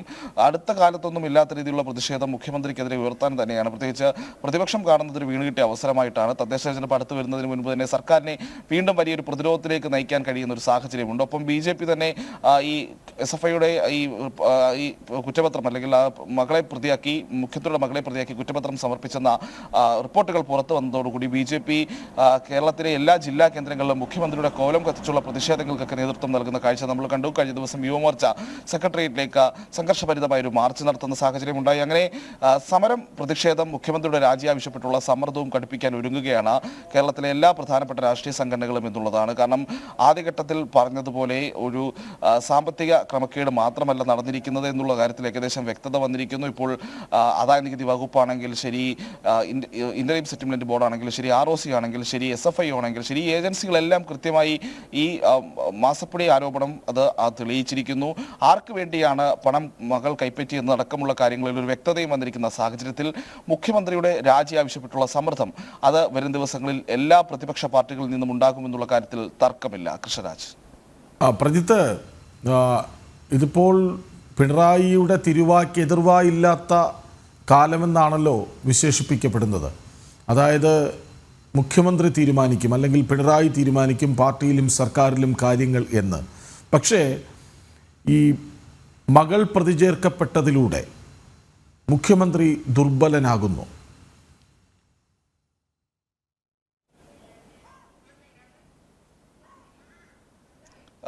കൃഷ്ണരാജ്, കാരണം നേരത്തെ തന്നെ ഇതിൽ CPM സംസ്ഥാന സെക്രട്ടറി കിടക്കുന്ന നിലപാടുകളെ പാർട്ടിക്കുള്ളിൽ തന്നെ വലിയ ചോദ്യങ്ങളൊക്കെ വന്നൊരു സാഹചര്യം ഉണ്ടായിരുന്നു. പ്രത്യേകിച്ച് നമ്മൾ ഈ CPMന്റെ സമ്മേളന കാലങ്ങളുടെ ആദ്യഘട്ടം എടുത്തു നോക്കേണ്ടതുണ്ട്. അത് ഏരിയ സമ്മേളനങ്ങളിലും ലോക്കൽ സമ്മേളനങ്ങളുമൊക്കെതിരെ മുഖ്യമന്ത്രിക്കും സർക്കാരിനുമൊക്കെതിരെ വലിയ രീതിയിലുള്ള ആരോപണങ്ങൾ ഉയർന്നിരുന്നു. മുഖ്യമന്ത്രിയുടെ പോലീസ് ഭരണത്തെ പറ്റിയുള്ള ആരോപണങ്ങൾ ഉയർന്നിരുന്നു. മുഖ്യമന്ത്രിക്കെതിരായ ആരോപണങ്ങൾ ചില സമയത്തെങ്കിലും ചില സമ്മേളനങ്ങളെങ്കിലും സൂചിപ്പിക്കപ്പെടുന്ന സാഹചര്യങ്ങളൊക്കെ ഉണ്ടായി. എന്നാൽ പിന്നീട് മുഖ്യമന്ത്രി ജില്ലാ സമ്മേളനങ്ങൾ തുടങ്ങിയ സമയത്ത് ആദ്യമുണ്ടായ വിമർശനങ്ങൾ കാര്യമായി പിന്നീട് ഉണ്ടാകാൻ ഒരു അനുവദിക്കാൻ CPM മുഖ്യമന്ത്രിയോ തയ്യാറായിരുന്നില്ല എന്നുള്ളത് നമ്മൾ കണ്ടതാണ്. എല്ലാ ജില്ലാ സമ്മേളനങ്ങളിലും പിണറായി വിജയൻ മുഴുവൻ സമയം ചെലവഴിച്ച് ഒരു തരത്തിലുള്ള ആരോപണവും തനിക്കെതിരെ വരുന്നില്ല എന്ന് അദ്ദേഹം ഉറപ്പുവരുത്ത സാഹചര്യം ഉണ്ടായി. പിന്നീട് സംസ്ഥാന സമ്മേളനവും കഴിഞ്ഞപ്പോൾ പാർട്ടി കോൺഗ്രസ് നടക്കുമ്പോഴാണ് അതുവരെ മുഖ്യമന്ത്രിക്കെതിരെ ശബ്ദമുയർത്താൻ കാത്തിരുന്ന അല്ലെങ്കിൽ ശബ്ദമുയർത്താൻ കഴിയാതെ പോയ പിണറായി വിരുദ്ധ പക്ഷം ഈ വിഷയങ്ങൾ ഇപ്പോൾ വീണ്ടും സജീവമായി ചർച്ച പാർട്ടിക്കുള്ളിൽ നിലനിർത്താൻ ആഗ്രഹിക്കുന്നത് എന്നുള്ളതാണ്. അതുകൊണ്ട് തന്നെ ആന്തരികമായി മുഖ്യമന്ത്രിക്ക് നേരത്തെ ഉണ്ടായിരുന്ന അത്ര ഒരു പിന്തുണ ഇനി കിട്ടുമോ എന്നുള്ള കാര്യത്തിൽ സംശയമാണ്. പക്ഷേ അപ്പോൾ CPM സംസ്ഥാന സെക്രട്ടറി അടക്കമുള്ളവർ ഈ പറയുന്ന ആരോപണ വിധേയരായിട്ടുള്ള 2 കമ്പനികൾക്കും മുഖ്യമന്ത്രിയും സർക്കാരും ഒരു തരത്തിലുള്ള സഹായം ചെയ്തിട്ടില്ലെന്നും അതുകൊണ്ട് മുഖ്യമന്ത്രിയുടെ രാജി എന്നുള്ള ചോദ്യം പോലും ഉയരുന്നില്ല, അല്ലെങ്കിൽ അങ്ങനെ ഒരു ആവശ്യത്തിൽ പ്രാഥമികമായ പരിഗണന പോലും നൽകുന്നില്ല എന്നുള്ള നിലപാടുകൾ സ്വീകരിക്കുന്നുണ്ട്. പക്ഷേ പിണറായി വിരുദ്ധ പക്ഷം നേരത്തെ തന്നെ ഈ പറയുന്ന രീതിയിൽ മുഖ്യമന്ത്രിക്കെതിരെ ശബ്ദമുയർത്താൻ അല്ലെങ്കിൽ പലതരത്തിലുള്ള ആരോപണങ്ങൾ ഉയർത്തുമ്പോഴും അത് കൃത്യമായി ഒതുക്കപ്പെടുന്നു എന്നുള്ള രീതിയിലുള്ള നിലപാടുകൾ സ്വീകരിക്കുന്നവരാണ്, അല്ലെങ്കിൽ ആ ഒരു നിലപാട് സർക്കാരും പാർട്ടിയും ഒക്കെ സ്വീകരിക്കുന്നു എന്നുള്ള ആരോപണമുള്ളവരാണ്. അപ്പോൾ അത്തരത്തിലുള്ള സമീപനങ്ങൾ അല്ലെങ്കിൽ അത്തരത്തിലുള്ള പ്രതിഷേധങ്ങൾ ആന്തരികമായി മുഖ്യമന്ത്രിക്കെതിരായിട്ടുള്ള നീക്കങ്ങളൊക്കെ സജീവമാകാനുള്ള സാധ്യതയുണ്ട്. തദ്ദേശ തെരഞ്ഞെടുപ്പ് നടക്കുന്നു, അതിനു മുൻപ് പാർട്ടിയെ ഒരു കളങ്കരഹിതമായ ഒരു നേതൃത്വത്തിലേക്ക് എത്തിക്കണമെന്നുള്ള ആവശ്യങ്ങൾ പോലും ഒരു പക്ഷേ വന്നേക്കാം. അതൊക്കെ ഈ വരുന്ന ദിവസങ്ങളിൽ വരുന്ന പ്രതിഷേധവും അത് CPM സർക്കാരും എങ്ങനെ കൈകാര്യം ചെയ്യുന്നു എന്നുള്ള ചോദ്യവും നിലനിൽക്കുന്നുണ്ട്. ഒപ്പം ED അടക്കമുള്ള അന്വേഷണ ഏജൻസികൾ കൂടുതൽ സജീവമായ നീക്കങ്ങൾ നടത്താനുള്ള സാധ്യതകൾ നിലനിൽക്കുന്നു. അപ്പോൾ അതെല്ലാം വരും ദിവസങ്ങളിൽ ഈ പറയുന്ന രീതിയിൽ മുഖ്യമന്ത്രിക്ക് എങ്ങനെ പ്രതിരോധം ഒരുക്കാൻ കഴിയും, അല്ലെങ്കിൽ ഈ വിഷയത്തെ എങ്ങനെ സമീപിക്കാൻ കഴിയും എന്നുള്ളൊരു ചോദ്യം അവിടെ ബാക്കിയാകുന്നുണ്ട്. ഒരു പക്ഷേ മുഖ്യമന്ത്രി തിരിച്ച് കേരളത്തിലേക്ക് എത്തുമ്പോൾ ഉണ്ടാകുന്ന പ്രതിഷേധങ്ങൾ, അത് കേരളത്തിൻ്റെ പൊതുസമൂഹത്തിൽ ഉണ്ടാക്കുന്ന ചർച്ചകൾ, ഒപ്പം തന്നെയാണ് അത് പാർട്ടി കേഡറുകൾക്കിടയിൽ ഉണ്ടാക്കുന്ന ചർച്ചയും എല്ലാം വലിയ നിർണായകമായിട്ടുള്ള കാര്യങ്ങളാണ്. കാരണം ഇനി പാർട്ടി കോൺഗ്രസ് കഴിഞ്ഞ് കേരളത്തിലെത്തുന്നു, പിന്നാലെ പാർട്ടിയുടെ സംസ്ഥാന തലത്തിലുള്ള സമിതികളും ഒക്കെ ചെയ്യുന്ന സമയത്ത് ഏത് രീതിയിലുള്ള പ്രതികരണങ്ങളാണ് നേതാക്കൾ ഈ യോഗങ്ങളിൽ ഉയർത്തുക എന്നുള്ളൊരു പ്രധാനപ്പെട്ട ചോദ്യമുണ്ട്. ആ ചോദ്യങ്ങൾ അത് നിർണായകമാകും. മുഖ്യമന്ത്രിക്ക് പണ്ടുണ്ടായിരുന്ന ശക്തി പാർട്ടിയിൽ ഉണ്ടോ എന്നുള്ളൊരു ചോദ്യമൊക്കെ അതിനുശേഷം മാത്രമാണ് നമുക്ക് ഉത്തരം നൽകാൻ കഴിയുക. ഒരുപക്ഷെ ഈ പാർട്ടി സമ്മേളനത്തിലൂടെ മുഖ്യമന്ത്രിയുടെ അദ്ദേഹത്തെ വീണ്ടും ശക്തരാക്കി അവതരിപ്പിക്കാനുള്ള ശ്രമങ്ങൾ CPM നടത്തിയിട്ടുണ്ട്. പ്രത്യേകിച്ച് അദ്ദേഹത്തിനുള്ള ഈ പ്രായപരിധി ഇളവടക്കമുള്ള മാനദണ്ഡങ്ങൾ അല്ലെങ്കിൽ അത്തരം കാര്യങ്ങളൊക്കെ വരുന്ന സമയത്ത് മുഖ്യമന്ത്രിക്ക് മാത്രം പ്രത്യേക പരിഗണന നൽകി അദ്ദേഹത്തിൻ്റെ നേതൃത്വം തന്നെയായിരിക്കും തദ്ദേശ നിയമസഭാ തെരഞ്ഞെടുപ്പുകൾ നേരിടുക എന്നുള്ള സൂചനകളും പുറത്തു വന്നിരിക്കുന്ന സാഹചര്യമുണ്ട്.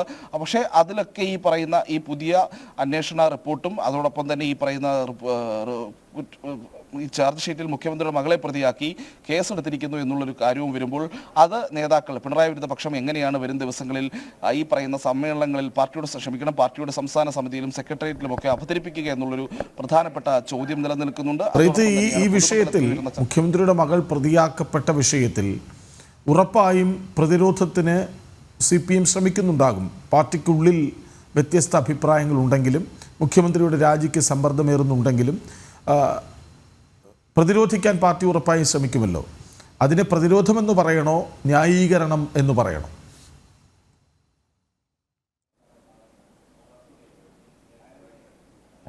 കഴിഞ്ഞ ദിവസം CPM സംസ്ഥാന സെക്രട്ടറി നടത്തിയ പ്രതിരോധങ്ങൾ പോലും ആ രീതിയിൽ തന്നെ നമ്മൾ പറയേണ്ടി വരും. കാരണം ഉയർന്ന ആരോപണങ്ങൾ എന്നതല്ല, ഇപ്പോഴും ഈ പറയുന്ന രീതിയിൽ രാജ്യത്തെ പ്രമുഖരായിട്ടുള്ള അന്വേഷണ ഏജൻസികൾ, സാമ്പത്തിക കുറ്റകൃത്യങ്ങൾ അന്വേഷിക്കുന്ന അന്വേഷണ ഏജൻസികൾ 3-4 അന്വേഷണ ഏജൻസികൾ ഒരേ സമയം പറയുകയാണ് ഇങ്ങനെയൊരു ഈ പറയുന്ന CMRL എക്സാലോജിക് ഇടപാടിൽ അവിടെ ഒരു അനധികൃതമായ നിയമവിരുദ്ധമായിട്ടുള്ള സാമ്പത്തിക കൈമാറ്റം നടന്നിട്ടുണ്ട്, അതിന് തെളിവുകളുണ്ട്.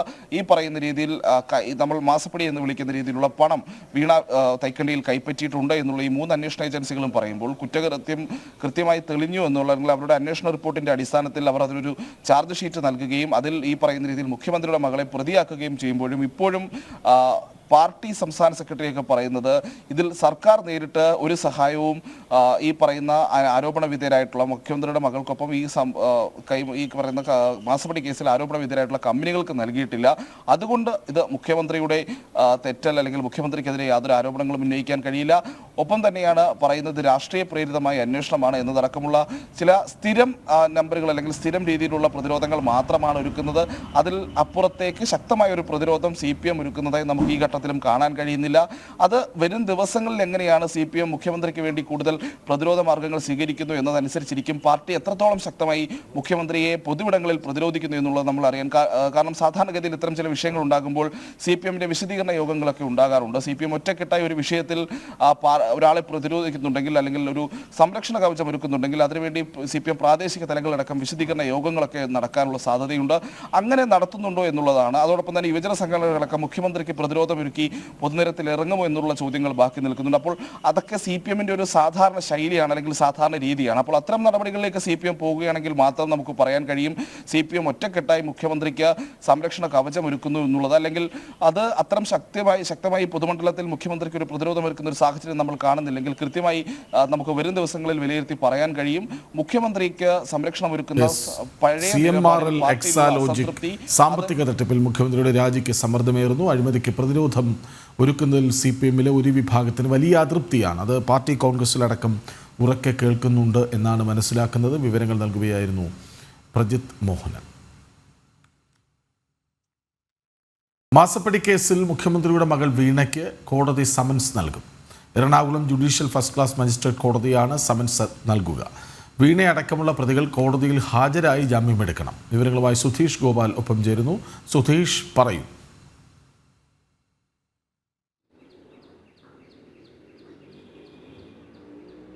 കൃഷ്ണരാജ്, ഇപ്പോൾ മുഖ്യമന്ത്രി പിണറായി വിജയൻ്റെ മകൾ വീണ വിജയൻ അടക്കമുള്ളവർക്ക് സമൻസ് അയക്കാനുള്ള നടപടികളാണ് ആരംഭിക്കുന്നത്. എക്സാലോജി കേസ്, മാസപ്പടി കേസുമായി ബന്ധപ്പെട്ട് നൽകാത്ത സേവനത്തിന് കുറ്റം ചുമത്തിയാണ് വീണ വിജയനെ പ്രതിപട്ടികയിൽ ചേർത്തിരിക്കുന്നത്. ഇനിയും ഇത്തരത്തിൽ സമൻസ് ലഭിച്ചു കഴിഞ്ഞാൽ ഇതിലെ എല്ലാ പ്രതികളും കോടതിയിലെത്തി ജാമ്യം നേടേണ്ട ഒരു സാഹചര്യമാണ് നിലനിൽക്കുന്നത്. അത്തരത്തിൽ ജാമ്യം ലഭിക്കുന്നതോടൊപ്പം ഈ കുറ്റപത്രം വായിച്ച് കേൾക്കുന്ന അടക്കമുള്ള നടപടികളിലേക്കും കോടതി കടക്കും. മൊത്തത്തിൽ ഈ CMR-ൽ ഒരു 182 കോടി രൂപ കള്ളക്കണക്കിലൂടെ വിവിധ രാഷ്ട്രീയ നേതാക്കൾക്കും മറ്റും വിവിധ നേട്ടങ്ങൾക്ക് വേണ്ടി, സ്വകാര്യ നേട്ടങ്ങൾക്ക് വേണ്ടി കൈമാറി എന്നതാണ് SFIOയുടെ കണ്ടെത്തൽ. ഇത് വളരെ ഗുരുതരമായ ഒരു സാമ്പത്തിക കുറ്റകൃത്യമാണ് ആരോപിക്കപ്പെടുന്നത്. ഇത് വീണ വിജയനും 6 മാസം മുതൽ ഏതാണ്ട് 8 വർഷം വരെ കഠിന തടവ് കിട്ടാവുന്ന കുറ്റമാണ് ചുമത്തിയിട്ടുള്ളത്. അപ്പോൾ വളരെ ഗൗരവതരമായി കേസിൻ്റെ നടപടികൾ മുന്നോട്ട് നീങ്ങാൻ പോകുന്നു എന്നത് തന്നെയാണ് നമുക്ക് മനസ്സിലാക്കുന്നത്. ജില്ലാ കോടതി ഇതുമായി ബന്ധപ്പെട്ട കുറ്റപത്രം അത് എറണാകുളം ജുഡീഷ്യൽ 1ാം ക്ലാസ് മജിസ്ട്രേറ്റ് കോടതിക്ക് കൈമാറിയിട്ടുണ്ട്. ഈ കുറ്റപത്രത്തോടൊപ്പം തന്നെ ഈ അന്വേഷണത്തിൻ്റെ ഭാഗമായി കണ്ടെത്തിയ ഒരു ഡയറിയുണ്ട്. ആ ഡയറിയിൽ വിവിധ രാഷ്ട്രീയ പാർട്ടി നേതാക്കളുടെ പേരും അവർക്ക് നൽകിയ പണത്തിൻ്റെ വിവരങ്ങളുമെല്ലാം അടങ്ങിയതാണ്. ഇത് ഒരു വിചാരണ ഘട്ടത്തിൽ വലിയ രാഷ്ട്രീയ കോളിളക്കം തന്നെ സൃഷ്ടിക്കാൻ പോകുന്നതാണ്. നമുക്കറിയാം, ചിലരുടെ ചുരുക്ക പേരുകളടക്കം എഴുതിക്കൊണ്ടുള്ള ആ ഡയറിയെ സംബന്ധിച്ച് മുൻപും വിവാദം ഉണ്ടായിട്ടുണ്ടെങ്കിലും അത് വിചാരണയ്ക്ക് കോടതിയിലേക്ക് എത്തുമ്പോൾ അത് കൂടുതൽ വിശദീകരിക്കപ്പെടുന്ന ഒരു സാഹചര്യം ഉണ്ടാവും. അവർ ഏത് പശ്ചാത്തലത്തിലാണ് പണം മേടിച്ചിട്ടുള്ളത്, അന്നത്തെ അവരുടെ ഔദ്യോഗിക സ്ഥാനങ്ങൾ, ഇതെല്ലാം ചർച്ചയാവുമ്പോൾ ഒരു പക്ഷേ ഇപ്പോഴത്തെ കേരളത്തിലെ പ്രതിപക്ഷ പാർട്ടി കൂടി പ്രതിരോധത്തിലാവുന്ന ഒരു സാഹചര്യത്തിലേക്ക് പോലും എത്തിച്ചേരാൻ സാധ്യതയുണ്ട്. എന്തു തന്നെയായാലും ഇപ്പോൾ വീണ വിജയന് കുറുക്കു മുറുകുന്നു എന്നത് ഗൗരവതരമായ കുറ്റം ആരോപിക്കപ്പെട്ടാണ് ഇപ്പോൾ പ്രതിപട്ടികയിലേക്ക് എത്തിയിരിക്കുന്നത്. അതിൻ്റെ സമൻസ് ലഭിക്കാൻ ഏതാനും ദിവസങ്ങൾക്കുള്ളിൽ തന്നെ സമൻസ് അയക്കുകയും അത്തരം കോടതി നടപടികളിലേക്ക് നീങ്ങുകയും ചെയ്യുമെന്നതാണ് നമുക്ക് മനസ്സിലാക്കാൻ കഴിയുന്നത്. കൃഷ്ണരാജ്, മാസപ്പടി കേസിൽ മുഖ്യമന്ത്രിയുടെ മകൾ വീണയ്ക്ക് കോടതി സമൻസ് നൽകും. വിവരങ്ങൾ നൽകുകയായിരുന്നു സുധീഷ് ഗോപാൽ.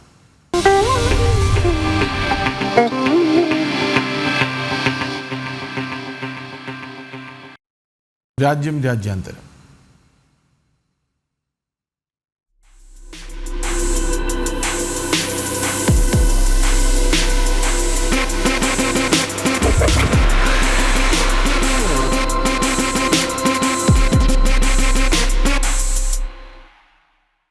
രാജ്യത്തെ ആദ്യ വെർട്ടിക്കൽ ലിഫ്റ്റ് റെയിൽവേ കടൽപ്പാലം നാളെ നാടിന് സമർപ്പിക്കും. കടലിന് കുറുകെയുള്ള എഞ്ചിനീയറിംഗ് വിസ്മയം ഉദ്ഘാടനം ചെയ്യാൻ പ്രധാനമന്ത്രി നേരിട്ടെത്തും. രാമേശ്വരത്ത് എത്തുന്ന പ്രധാനമന്ത്രിക്ക് വൻ സുരക്ഷാ സന്നാഹമാണ് ഒരുക്കുന്നത്. പുതിയ പാമ്പൻ പാലം വരുന്നതോടെ ട്രെയിനുകൾ രാമേശ്വരം വരെ നീട്ടും. രാജ്യത്തെ വിനോദസഞ്ചാര മേഖലയ്ക്ക് പുതിയ പാലം കരുത്തേകും. വിവരങ്ങളുമായി അഖിൽ പാലോട്ടുമഠം ഒപ്പം ചേരുന്നു. അഖിൽ, ആ വിസ്മയം അത് നാളെ നാടിന് സമർപ്പിക്കപ്പെടുകയാണ്. വിവരങ്ങൾ.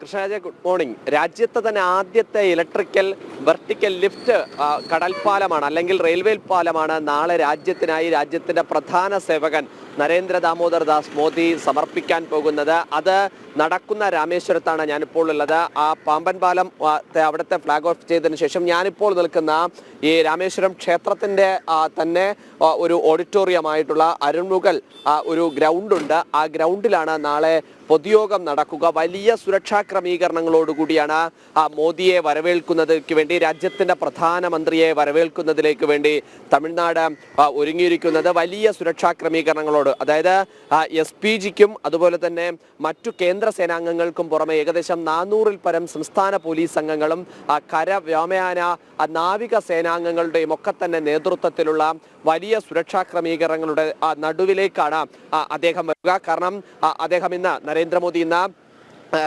ശ്രീലങ്കൻ സന്ദർശനത്തിനു ശേഷമാണ് അവിടെ നിന്ന് തിരിച്ച് ഈ രാമേശ്വരത്തേക്ക് എത്തുന്നത്. രാമേശ്വരത്ത് എത്തുന്ന അദ്ദേഹം ആദ്യം പ്രത്യേകമായി സജ്ജീകരിച്ചിട്ടുള്ള ഹെലിപ്പാഡിലേക്ക്, അതായത് ഇവിടെ ഒരു സ്കൂളിന്റെ ഗ്രൗണ്ടിലേക്ക് ഹെലിപ്പാഡിലേക്ക് ഇറങ്ങും. അവിടെ നിന്നും റോഡ് മാർഗം ഏകദേശം 5 കിലോമീറ്ററോളമുണ്ട്. ആ ഹെലിപ്പാഡിൽ നിന്നും രാമേശ്വരത്തേക്ക് ക്ഷേത്രത്തിലേക്ക് എത്താൻ ഏകദേശം 5 കിലോമീറ്ററോളം ദൂരമുണ്ട്. ആ 5 കിലോമീറ്റർ ദൂരത്തോളം അദ്ദേഹം റോഡ് ഷോയായി തന്നെ എത്തും എന്നതാണ് നമുക്ക് മനസ്സിലാക്കാൻ സാധിക്കുന്നത്. അതിന്റെ ദൃശ്യങ്ങളാണ് ഈ കാണുന്നതെല്ലാം. ആ റോട്ടിൽ മോദിയെ വരവേൽക്കുന്നതിലേക്ക് വേണ്ടി ഒരുക്കിയിട്ടുള്ള ക്രമീകരണങ്ങളാണ്. വലിയ അലങ്കാരങ്ങളോടുകൂടിയാണ് മോദിയെ വരവേൽക്കുന്നതിലേക്ക് വേണ്ടി BJP തമിഴ്നാട് ഘടകം അണിയിച്ചൊരുക്കിയിരിക്കുന്നത്. കൊടിതോരണങ്ങളും ഫ്ലക്സുകളും ഒക്കെയായി മോദിയെ ഈ രാമേശ്വരത്തേക്ക് സ്വീകരിക്കാനുള്ള എല്ലാ സജ്ജീകരണങ്ങളും പൂർത്തീകരിച്ചിരിക്കുന്ന ദൃശ്യം നമുക്ക് കാണാൻ സാധിക്കും. കാരണം ഈ രാജ്യത്തിന്റെ ഏറ്റവും അഭിമാനമായ അയോധ്യ രാമക്ഷേത്രത്തിന്റെ പ്രാണപ്രതിഷ്ഠയ്ക്ക് മുന്നോടിയായിട്ടാണ് അദ്ദേഹം രാമേശ്വരത്തേക്ക് എത്തുന്നത്. രാമേശ്വരം കടലിലേക്ക് എത്തി അദ്ദേഹം അവിടെ കുളിച്ച് സ്നാനം ചെയ്ത് രുദ്രാക്ഷം കയ്യിലണിഞ്ഞ് അവിടെ നിന്നും ഈ രാമേശ്വരത്തപ്പന്റെ നടയിലേക്ക് എത്തുന്നു. അവിടെ ഓരോ പുണ്യ നദികളിലെയും കിണറുകളിലെയും തീർത്ഥം അദ്ദേഹം സ്നാനം ചെയ്ത് അവിടെ നിന്നും ദർശനം നടത്തിയതിനു ശേഷമാണ് രാജ്യത്തിന്റെ അഭിമാനമായി മാറിയ ഈ അയോധ്യയിലെ പ്രാണപ്രതിഷ്ഠയുടെ ഭാഗമായി അദ്ദേഹം മാറുന്നത്. അതിനുശേഷം വീണ്ടും അദ്ദേഹം എത്തുമ്പോഴും രാജ്യത്തെ ഏറ്റവും പ്രധാനമായ ഒരു പാലത്തിന്റെ ഉദ്ഘാടനമായി മാറുന്നു. 1914-ലാണ് ബ്രിട്ടീഷ് ഭരണകാലത്താണ് ഈ രാമേശ്വരത്ത് ഈ പാമ്പൻ പാലത്തിന്റെ ഉദ്ഘാടനം നിർമ്മിക്കപ്പെടുന്നത്. അതായത് കടൽ മാർഗത്തിൽ കുറുകെ രാമേശ്വരത്ത് നിന്നും ആരംഭിക്കുന്ന റെയിൽവേ പാലത്തിന് തുടക്കം കുറിക്കുന്നത്. അത് ബ്രിട്ടീഷ് ഭരണകാലത്ത് ആരംഭിച്ച 1914-ൽ ആരംഭിച്ച ആ പാലം പിന്നീട് 2002 ആ പാലം അത് അപകടാവസ്ഥയിലേക്ക് പോകുന്നു. വർഷങ്ങൾക്ക് ശേഷം അത് അപകടാവസ്ഥയിലേക്ക് പോകുന്നു. ആ അപകടാവസ്ഥയിലേക്ക് പോകുന്ന സമയത്ത് ഏകദേശം 2002 തന്നെ അവിടുത്തെ ഗതാഗതം പൂർണ്ണമായും വിച്ഛേദിക്കപ്പെടാൻ അല്ലെങ്കിൽ അത് ഉപേക്ഷിക്കാൻ വേണ്ടി സർക്കാർ തീരുമാനമെടുക്കുന്നു. അതിനു പിന്നാലെയാണ് രാമേശ്വരവും ധനുഷ്കോടിയും എന്ന് പറയുന്നത്. മാത്രമല്ല, ഇന്ത്യയുടെ ഒരു ആത്മാരാധനയുടെ ഒരു കേന്ദ്രം കൂടി ആയതിനാൽ അവിടേക്ക് എത്തുന്ന തീർത്ഥാടകർക്ക് സുഗമമായി അവിടേക്ക് തീർത്ഥാടനത്തിലേക്ക് എത്തണമെന്ന കേന്ദ്ര സർക്കാർ തീരുമാനമെടുക്കുന്നു. അതിന്റെ ഭാഗമായി 2019 നവംബർ മാസത്തിലാണ് നരേന്ദ്രമോദി തന്നെ, അതായത് രണ്ടാം നരേന്ദ്രമോദി സർക്കാരിന്റെ കാലത്താണ് ഈ പാലത്തിന്റെ തറക്കല്ലിടൽ കർമ്മം നടത്തുന്നത്. 523 കോടി രൂപ ഉപയോഗിച്ചാണ് ഈ പാലത്തിന്റെ നിർമ്മാണ ചെലവ് റെയിൽവേയുടെ തന്നെ നിർമ്മാണ കമ്പനിയായിട്ടുള്ള റെയിൽവേ നിഗം ലിമിറ്റഡ് ഏറ്റെടുക്കുന്നത്. 2019 തറക്കല്ലിട്ടത് 2025 മാർച്ച് ഏപ്രിൽ ആകുമ്പോഴേക്കും തന്നെ അതിന്റെ ഉദ്ഘാടന കർമ്മത്തിലേക്കും വീണ്ടും നരേന്ദ്രമോദി എത്തുന്നു. അതായത് റെയിൽവേ വികസനം രാജ്യത്ത് ഏറ്റവും സുഗമമായി അല്ലെങ്കിൽ ഏറ്റവും വേഗതയിൽ നടക്കുന്നു എന്നതിന്റെ ഒരു തെളിവ് കൂടിയാണ്.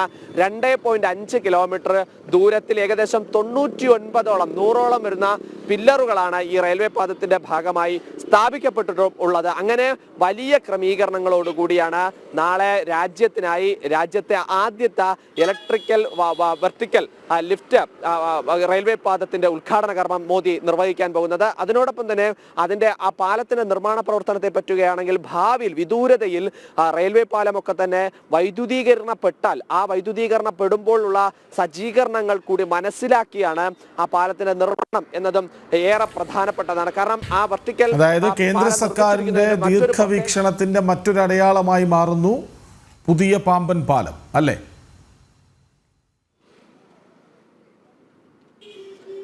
അതാണ് കൃഷ്ണരാജ് ഞാൻ സൂചിപ്പിച്ചത്. ഏറ്റവും വലിയ ഇപ്പോൾ നമ്മൾ അതിനു മുമ്പ് കൃഷ്ണ ഒരു കാര്യം ഞാൻ നേരത്തെ സൂചിപ്പിച്ചതാണ്. തമിഴ്നാട്ടിലെ പോലീസ് സേനാംഗങ്ങളുടെ തമിഴ്നാട്ടിലെ സംസ്ഥാന പോലീസ് സേനാംഗങ്ങളുടെ വലിയൊരു നീണ്ട നിര തന്നെ വരുന്നുണ്ട്. നാളെ എത്തുന്ന രാജ്യത്തിന്റെ പ്രധാനമന്ത്രിക്ക് സുരക്ഷ ഒരുക്കുന്നതിലേക്ക് വേണ്ടി ഏകദേശം വനിതാ പോലീസുമാരടക്കമുള്ള ഏകദേശം 400ഓളം പോലീസ് ഉദ്യോഗസ്ഥരുടെ നേതൃത്വത്തിലാണ്.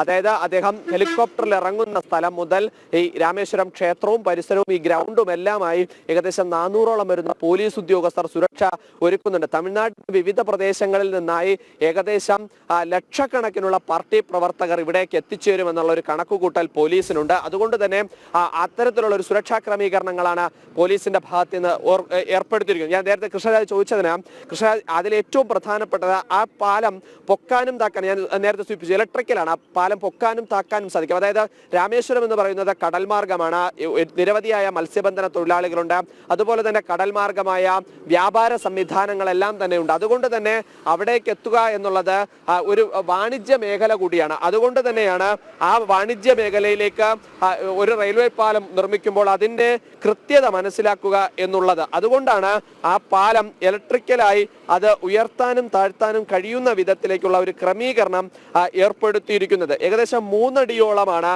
ആ പാലം ഉയർത്താൻ സാധിക്കുന്നത്. കഴിഞ്ഞ തവണയാണ് എന്നുണ്ടെങ്കിൽ, അതായത് പഴയ പാലത്തിനാണ് എന്നുണ്ടെങ്കിൽ അത്തരത്തിലുള്ള ഒരു ക്രമീകരണം ഇല്ലായിരുന്നു. ഈ പാലം ഉയർത്താൻ സാധിക്കുക 3 മിനിറ്റ് കൊണ്ട് ആ പാലം ഉയർത്താനും 2 മിനിറ്റ് കൊണ്ട് തന്നെ ആ പാലം താഴ്ത്താനും സാധിക്കുന്ന തരത്തിലാണ് ആ പാലത്തിന്റെ നിർമ്മാണം നടത്തുന്നത്. 22 മീറ്ററോളമാണ് സമുദ്രനിരപ്പിൽ നിന്നും ആ പാലത്തെ ഉയർത്തി നിർത്താൻ സാധിക്കുന്നത്. അതായത് 22 അടിയോളം സമുദ്രനിരപ്പിൽ നിന്നും ആ പാലത്തെ ഉയർത്തി നിർത്താൻ സാധിക്കും. നേരത്തെ സൂചിപ്പിച്ചു 1914 ബ്രിട്ടീഷ് ഭരണകാലത്ത് ആ പാലം നിർമ്മിക്കുമ്പോൾ ഏകദേശം 1.5 മീറ്റർ മാത്രമായിരുന്നു ആ പാലം ഉയർത്താൻ സാധിച്ചത്. അവിടെ നിന്നും ഇരട്ടിയുടെ ഇരട്ടി, ഏകദേശം ഒരു 20 ഇരട്ടിയോളം ഉയർത്തിയാണ് ആ പാലം പുതിയതായി നരേന്ദ്രമോദി രാജ്യത്തിനായി സമർപ്പിച്ചു. അത് മാത്രമല്ല, മണിക്കൂറിൽ 75 കിലോമീറ്ററോളം വേഗതയിൽ ആ ട്രെയിനുകൾക്ക് ആ പാലത്തിലൂടെ സഞ്ചരിക്കാൻ സാധിക്കും. കഴിഞ്ഞ പാലത്തിലൂടെ, പഴയ പാലത്തിലൂടെ ആണെങ്കിൽ 10 കിലോമീറ്റർ മാത്രമായിരുന്നു വേഗതയിൽ സഞ്ചരിക്കാൻ സാധിക്കുക എന്നുള്ളതും ഈ വെർട്ടിക്കൽ ലിഫ്റ്റ്, മെക്കാനിക്കൽ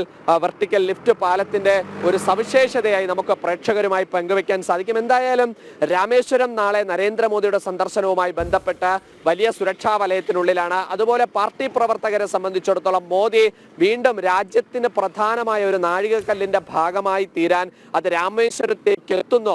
രാമസേതു നിർമ്മിച്ച രാമനാഥപുരത്തേക്ക്, ആ രാമനാഥപുരത്തിന്റെ അരികിലേക്ക്, രാമേശ്വരത്തേക്ക് രാജ്യത്തിന്റെ പ്രധാന സേവകൻ രാമന്റെ പ്രതിഷ്ഠ നടത്തിയ ആ നരേന്ദ്രമോദി വീണ്ടും രാമേശ്വരത്തേക്ക് എത്തുന്നു എന്നുള്ളതാണ് അതിലേറ്റവും രാജ്യത്തെ ആദ്യ വെർട്ടിക്കൽ ലിഫ്റ്റ് റെയിൽവേ കടൽപ്പാലം നാളെ നാടിന് സമർപ്പിക്കപ്പെടുകയാണ്. പ്രധാനമന്ത്രി നേരിട്ടെത്തും. അതായത് ഇതൊരു എഞ്ചിനീയറിംഗ് വിസ്മയമാണ്. മാത്രമല്ല ദീർഘവീക്ഷണമുള്ള കേന്ദ്ര സർക്കാർ പദ്ധതികളുടെ മറ്റൊരു അടയാളപ്പെടുത്തൽ കൂടിയാണ്. വിവരങ്ങൾ നൽകുകയായിരുന്നു രാമേശ്വരത്ത് നിന്ന് അഖിൽ പാലോട്ട് മഠത്തിൽ. മണിപ്പൂർ വിഷയത്തിൽ ഡൽഹിയിൽ ഇന്ന് നിർണായക യോഗം. കേന്ദ്ര ആഭ്യന്തരമന്ത്രി അമിത്ഷായാണ് യോഗം വിളിച്ചിരിക്കുന്നത്. മെയ്തി, കുക്കി വിഭാഗങ്ങളുടെ പ്രതിനിധികൾ യോഗത്തിൽ പങ്കെടുക്കും. വിവരങ്ങളുമായി ഗൗതം അനന്തനാരായണനൊപ്പം ചേരുന്നു. ഗൗതം, അമിത്ഷാ വിളിച്ച യോഗം എത്ര കണ്ട് നിർണായകം?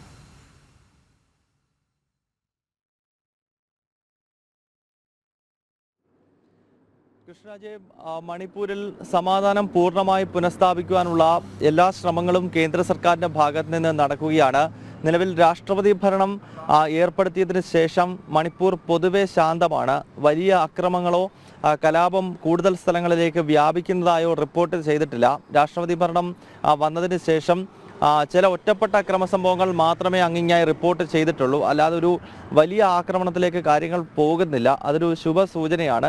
അതിനാൽ ഇതിൻ്റെ ഒരു വിലയിരുത്തലാണ് ഒന്നാമതായി ഈ യോഗത്തിൻ്റെ പ്രധാനപ്പെട്ട അജണ്ട. ഒപ്പം ഈ 2 വിഭാഗങ്ങളെയും, കുക്കികളെയും അതോടൊപ്പം തന്നെ മെയ്തികളുടെയും പ്രതിനിധികളെ കൂടി ഇന്നിപ്പോൾ ഡൽഹിയിലേക്ക് വിളിപ്പിച്ചിട്ടുണ്ട്. അങ്ങനെ പരസ്പരം ഇരുത്തി പറഞ്ഞ് പ്രശ്നങ്ങൾ പൂർണ്ണമായി പരിഹരിക്കുവാനുള്ള ഒരു ശ്രമമാണ് ഇപ്പോൾ ആഭ്യന്തര മന്ത്രാലയത്തിൻ്റെ ഭാഗത്ത് നിന്ന് ഉണ്ടാകുന്നത്. ഈ കലാപം ആരംഭിച്ചതിന് ശേഷം പലതവണ കേന്ദ്ര ആഭ്യന്തരമന്ത്രി അമിത്ഷാ മണിപ്പൂർ സന്ദർശിക്കുകയും അവിടുത്തെ സാഹചര്യങ്ങൾ നേരിട്ട് വിലയിരുത്തുകയും ഒക്കെ ചെയ്തിരുന്നു. അതിനൊടുവിലാണ് 2 മാസങ്ങൾക്ക് മുൻപ് സംസ്ഥാനത്ത് രാഷ്ട്രപതി ഭരണം ഏർപ്പെടുത്തിയത്. ഇതിന് ശേഷം ഡൽഹിയിൽ നടക്കുന്ന ഏറ്റവും സുപ്രധാനമായ യോഗമാണിത്. ഈ യോഗത്തിൻ്റെ ഏറ്റവും വലിയ പ്രത്യേകത നേരത്തെ സൂചിപ്പിച്ചതുപോലെ മെയ്തി, കുക്കി വിഭാഗങ്ങളെയും ഈ യോഗത്തിലേക്ക് വിളിച്ചിട്ടുണ്ട് എന്നുള്ളതാണ്. കൃഷ്ണരാജ്. ശരി ഗൗതം. 2 ദിവസത്തെ സന്ദർശനത്തിനായി പ്രധാനമന്ത്രി നരേന്ദ്രമോദി ശ്രീലങ്കയിൽ എത്തി. കൊളംബോയിലെത്തിയ പ്രധാനമന്ത്രിയെ 6 ക്യാബിനറ്റ് മന്ത്രിമാർ ചേർന്നാണ് സ്വീകരിച്ചത്. ഊഷ്മളമായ സ്വീകരണത്തിന് നന്ദി അറിയിച്ച് പ്രധാനമന്ത്രി സമൂഹ മാധ്യമത്തിൽ കുറിപ്പ് പങ്കുവച്ചു. വിവരങ്ങളുമായി ഐസൻ ജോസഫ് ചേരുന്നു. ഐസൻ, ഒരുപക്ഷെ ശ്രീലങ്കയിൽ നിന്നാകും രാമേശ്വരത്തേക്ക് പാമ്പൻ പാലം നാടിന് സമർപ്പിക്കാൻ എത്തുക എന്നാണ് മനസ്സിലാക്കുന്നത്. ശ്രീലങ്കയിൽ പ്രധാനമന്ത്രിയുടെ സന്ദർശനം ഐസൻ കേൾക്കാമെങ്കിൽ, ശ്രീലങ്കയിലെത്തിയ പ്രധാനമന്ത്രിക്ക് മുന്നിൽ എന്ത്? ിലെത്തിയ പ്രധാനമന്ത്രി ഇപ്പോൾ നമുക്ക് ദൃശ്യങ്ങളിലെല്ലാം കാണുന്നത് പോലെ മികച്ച സ്വീകരണമാണ് അദ്ദേഹത്തെ ലഭിച്ചത് എന്നതൊരു യാഥാർത്ഥ്യം തന്നെയാണ്. മറ്റൊരു സുപ്രധാന കാര്യം എടുത്തു പറയേണ്ടത്, 6 ക്യാബിനറ്റ് മന്ത്രിമാർ ചേർന്ന് അദ്ദേഹത്തെ സ്വീകരിക്കാൻ വിമാനത്താവളത്തിലെത്തി എന്നത് ഏറ്റവും മികച്ച ഒരു സന്ദേശം തന്നെയായി നമുക്ക് മനസ്സിലാക്കാൻ സാധിക്കും. നമുക്കറിയാവുന്നതാണ്, ഇപ്പോൾ ഈ കഴിഞ്ഞ ദിവസങ്ങളിൽ തെരഞ്ഞെടുക്കപ്പെട്ട അനുരകുമാര ദിസ്നായക് ഭാരതത്തിലെത്തിയതും അത്തരത്തിലുള്ള ചർച്ചകളെല്ലാം നടന്നതിന് ശേഷം പ്രത്യേക ക്ഷണപ്രകാരമാണ് പ്രധാനമന്ത്രി അവിടെ എത്തുന്നത് എന്നതാണ് ഏറെ പ്രാധാന്യം അറിയിക്കുന്ന ഒരു വിഷയം. നമുക്കറിയാവുന്നതാണ്, പല വിഷയങ്ങളുണ്ട് പ്രധാനമന്ത്രിക്ക് ശ്രീലങ്കയിൽ ചർച്ച ചെയ്യുന്നതിന്. അതിൽ ഏറ്റവും സുപ്രധാനമായത് ഗ്ലോബൽ സൗത്തിന്റെ ഭാഗമായി ശ്രീലങ്കയിൽ നിലനിൽക്കുന്ന ഒരു രാജ്യത്തിന്റെ ശബ്ദമാവുക എന്ന നിലപാട് തന്നെയാണ്. തീർച്ചയായും മറ്റു സങ്കീർണമായ ചില വിഷയങ്ങളെല്ലാം തന്നെയുണ്ട്. സാമ്പത്തികമായ വലിയ പ്രതിസന്ധികൾ നേരിടുന്ന ഒരു രാജ്യമാണ് ശ്രീലങ്ക. അതുകൊണ്ട് തന്നെ അത്തരത്തിലുള്ള സഹായ സഹകരണങ്ങൾ ഈ രാജ്യങ്ങളും തമ്മിൽ അനിവാര്യമായും ഉണ്ടാകേണ്ടതുണ്ട്. മാത്രമല്ല, ഇന്ത്യൻ മഹാസമുദ്രത്തിലെ സുരക്ഷയാണ് ഇരു രാജ്യങ്ങളും തമ്മിലുള്ള ചർച്ചകളിൽ ഏറ്റവും സുപ്രധാനമായി ഉണ്ടാവുക എന്നാണ് അറിയാൻ സാധിക്കുന്നത്. നമുക്കറിയാവുന്നതാണ്, ഭീകരതയ്ക്കും അതുപോലെ തന്നെ ഹവാല ഇടപാടുകൾക്കെല്ലാം തന്നെ സാധ്യത ഒരുക്കുന്ന, അല്ലെങ്കിൽ അതിനൊരു കളമൊരുക്കുന്ന ഒരു സാഹചര്യം ഉണ്ടാകുന്നത് ഇത്തരത്തിൽ ശ്രീലങ്കയുടെ കേന്ദ്രീകരിച്ച് നടക്കുന്ന, അല്ലെങ്കിൽ കൊളംബോ പോർട്ടിനെ കേന്ദ്രീകരിച്ച് നടക്കുന്ന വലിയ തോതിലുള്ള മയക്കുമരുന്ന് വ്യാപാരമാണ്. ഈ മയക്കുമരുന്ന് വ്യാപാരത്തെ പ്രതിരോധിക്കുക എന്ന ലക്ഷ്യം ഇരു രാജ്യങ്ങൾക്കും കൃത്യമായുണ്ട്. സ്വാഭാവികമായും ഈ മയക്കുമരുന്ന് വ്യാപാരത്തെ പ്രതിരോധിക്കുക എന്ന ലക്ഷ്യം നടപ്പാക്കുമ്പോൾ ആ ലക്ഷ്യത്തിന്റെ ഭാഗമായി തന്നെ ഭീകര വിരുദ്ധ നിലപാടുകൾ ശക്തമാക്കുക, ഇത്തരത്തിലുള്ള ഹവാല പണമെല്ലാം പ്രയോജനപ്പെടുത്തുന്നത് ഭീകരതയ്ക്ക് വേണ്ടിയാണ്. അത്തരത്തിലുള്ള നീക്കങ്ങൾ, അതായത് പ്രധാനമായും ഭീകരതയെ ചെറുക്കുക എന്നത് തന്നെയാണ് ഇരു രാജ്യങ്ങളും തമ്മിലുള്ള ശക്തമായ ബന്ധത്തിന്റെ അടിസ്ഥാന ഘടകം എന്നതൊരു യാഥാർത്ഥ്യം തന്നെയാണ്. മാത്രമല്ല, സാംസ്കാരികമായും അതുപോലെ തന്നെ കാർഷികോൽപ്പന്നങ്ങളുടെ കയറ്റുമതിയും ഇറക്കുമതിയും സംബന്ധിച്ചൊക്കെ വിശാലമായ ചർച്ചകളും അതുപോലെ തന്നെ അത്തരത്തിലുള്ള വാണിജ്യ ബന്ധങ്ങൾ ശക്തമാക്കുന്നതിനുള്ള നീക്കങ്ങളും നടക്കും എന്നാണ് അറിയാൻ സാധിക്കുന്നത്. അതുപോലെ മാരിടൈം സുരക്ഷയെ സംബന്ധിച്ചും അതുപോലെ തന്നെ സമുദ്ര ഗതാഗതം സംബന്ധിച്ചുമുള്ള ധാരണകളുണ്ട്. ഇരു രാജ്യങ്ങളും തമ്മിലുള്ള ഏറ്റവും അടുത്ത അതിർത്തി നിലനിൽക്കുന്ന ഒരു സമുദ്ര ദ്വീപ് രാഷ്ട്രം കൂടിയായ ശ്രീലങ്കയെ സംബന്ധിച്ചിടത്തോളം ഏറെ പ്രാധാന്യമുണ്ട് ഭാരതവുമായുള്ള ബന്ധത്തിന്. എന്നാൽ ചൈനയുടെ ചില സാന്നിധ്യമെല്ലാം ശ്രീലങ്കയിലുണ്ട്. ഈ ചൈനീസ് സാന്നിധ്യം അമ്പൻതോട്ട തുറമുഖം ഉൾപ്പെടെയുള്ള വിഷയങ്ങളെല്ലാം തന്നെ അതിശക്തമായ ഒരു സാന്നിധ്യമായി ചൈന ശ്രീലങ്കയിൽ മാറുന്ന ഒരു സാഹചര്യം തീർച്ചയായും ഗ്ലോബൽ സൗത്ത് രാജ്യങ്ങളുടെ ഉൾപ്പെടെയാണ് വിഷയമെങ്കിൽ കൂടി അത് പ്രതിരോധങ്ങൾ സൃഷ്ടിക്കുന്നതിൽ വലിയൊരു തരത്തിൽ സ്വാധീനിക്കുന്ന ഒരു ഘടകം തന്നെയാണ്. അത്തരത്തിലുള്ള ചർച്ചകളും നടക്കുമെന്നാണ് നിലവിൽ നമുക്ക് അറിയാൻ സാധിക്കുന്നത്. വൻതോതിലുള്ള വാണിജ്യ വ്യവസായ തരത്തിലുള്ള ബന്ധങ്ങൾ, അതുപോലെ തന്നെ മേക്ക് ഇൻ ഇന്ത്യ പോലുള്ള സംവിധാനങ്ങളുടെ സാങ്കേതിക പിന്തുണ, അത്തരത്തിലുള്ള നിരവധിയായ കാര്യങ്ങൾ അനുബന്ധമായി ഭാരതത്തിന് ശ്രീലങ്കയിൽ നടത്താനുണ്ട്. എങ്കിൽ കൂടി ഏറ്റവും സുപ്രധാനമായത് ഈ ഭീകരതയെ നിയന്ത്രിക്കുക, അതുപോലെ തന്നെ മയക്കുമരുന്നിനെ കടത്തുക, അതുപോലെ തന്നെ കൊളംബോ പോർട്ട് ഉൾപ്പെടെയുള്ള സംവിധാനങ്ങൾ, അത്യാധുനിക സംവിധാനങ്ങളെ നമുക്ക് വിഴിഞ്ഞം പോർട്ട് ഉടൻ തന്നെ യാഥാർത്ഥ്യമാകാനിരിക്കുന്ന, അല്ലെങ്കിൽ പൂർണ്ണതോതിൽ യാഥാർത്ഥ്യമാകാനിരിക്കുന്ന ഒരു സാഹചര്യത്തിൽ ഈ 2 പോർട്ടുകളും ചേർന്ന് പ്രവർത്തിക്കുമ്പോൾ ഉണ്ടാകുന്ന ഒരു വാണിജ്യ നേട്ടത്തിന്റെ സാധ്യതകളെ പൂർണ്ണമായും പ്രയോജനപ്പെടുത്തുക എന്ന ലക്ഷ്യം കൂടി ഈ സന്ദർശനത്തിന് പിന്നിലുണ്ട് എന്നാണ് മനസ്സിലാക്കാൻ സാധിക്കുന്നത്. കൃഷ്ണരാജ്, വിവരങ്ങൾ നൽകുകയായിരുന്നു ഐസൻ. 2 ദിവസത്തെ സന്ദർശനത്തിനായി പ്രധാനമന്ത്രി നരേന്ദ്രമോദി ശ്രീലങ്കയിലാണ്. വിവരങ്ങൾ നൽകിയത് ഐസൻ ജോസ്. യുക്രൈനിൽ വീണ്ടും റഷ്യൻ മിസൈൽ ആക്രമണം. കുട്ടികളടക്കം 20 പേർ കൊല്ലപ്പെട്ടതായി റിപ്പോർട്ട്. മധ്യ യുക്രൈനിലെ ക്രിവിയേറിയയിലാണ് ആക്രമണമുണ്ടായത്. ആക്രമണം നടത്തിയെന്ന് റഷ്യ സ്ഥിരീകരിച്ചു. വിവരങ്ങളുമായി ഐസൻ ജോസഫ് ചേരുന്നു. ഐസൻ, വലിയ ഒത്തുതീർപ്പ് ചർച്ചകൾ, സമവായ ചർച്ചകൾ, വെടിനിർത്തൽ ധാരണയിലേക്ക് പോകണമെന്ന കൂടിക്കാഴ്ചകളൊക്കെ നടന്നിരുന്നു. ഇപ്പോൾ റഷ്യ സ്ഥിരീകരിക്കുന്നു ഞങ്ങളാണത് ചെയ്തത് എന്ന്. അതായത് യുക്രൈൻ റഷ്യ വെടിനിർത്തൽ ധാരണയിലേക്ക് പോകൽ അത്ര എളുപ്പമല്ലെന്നോ പൂർണ്ണമായി?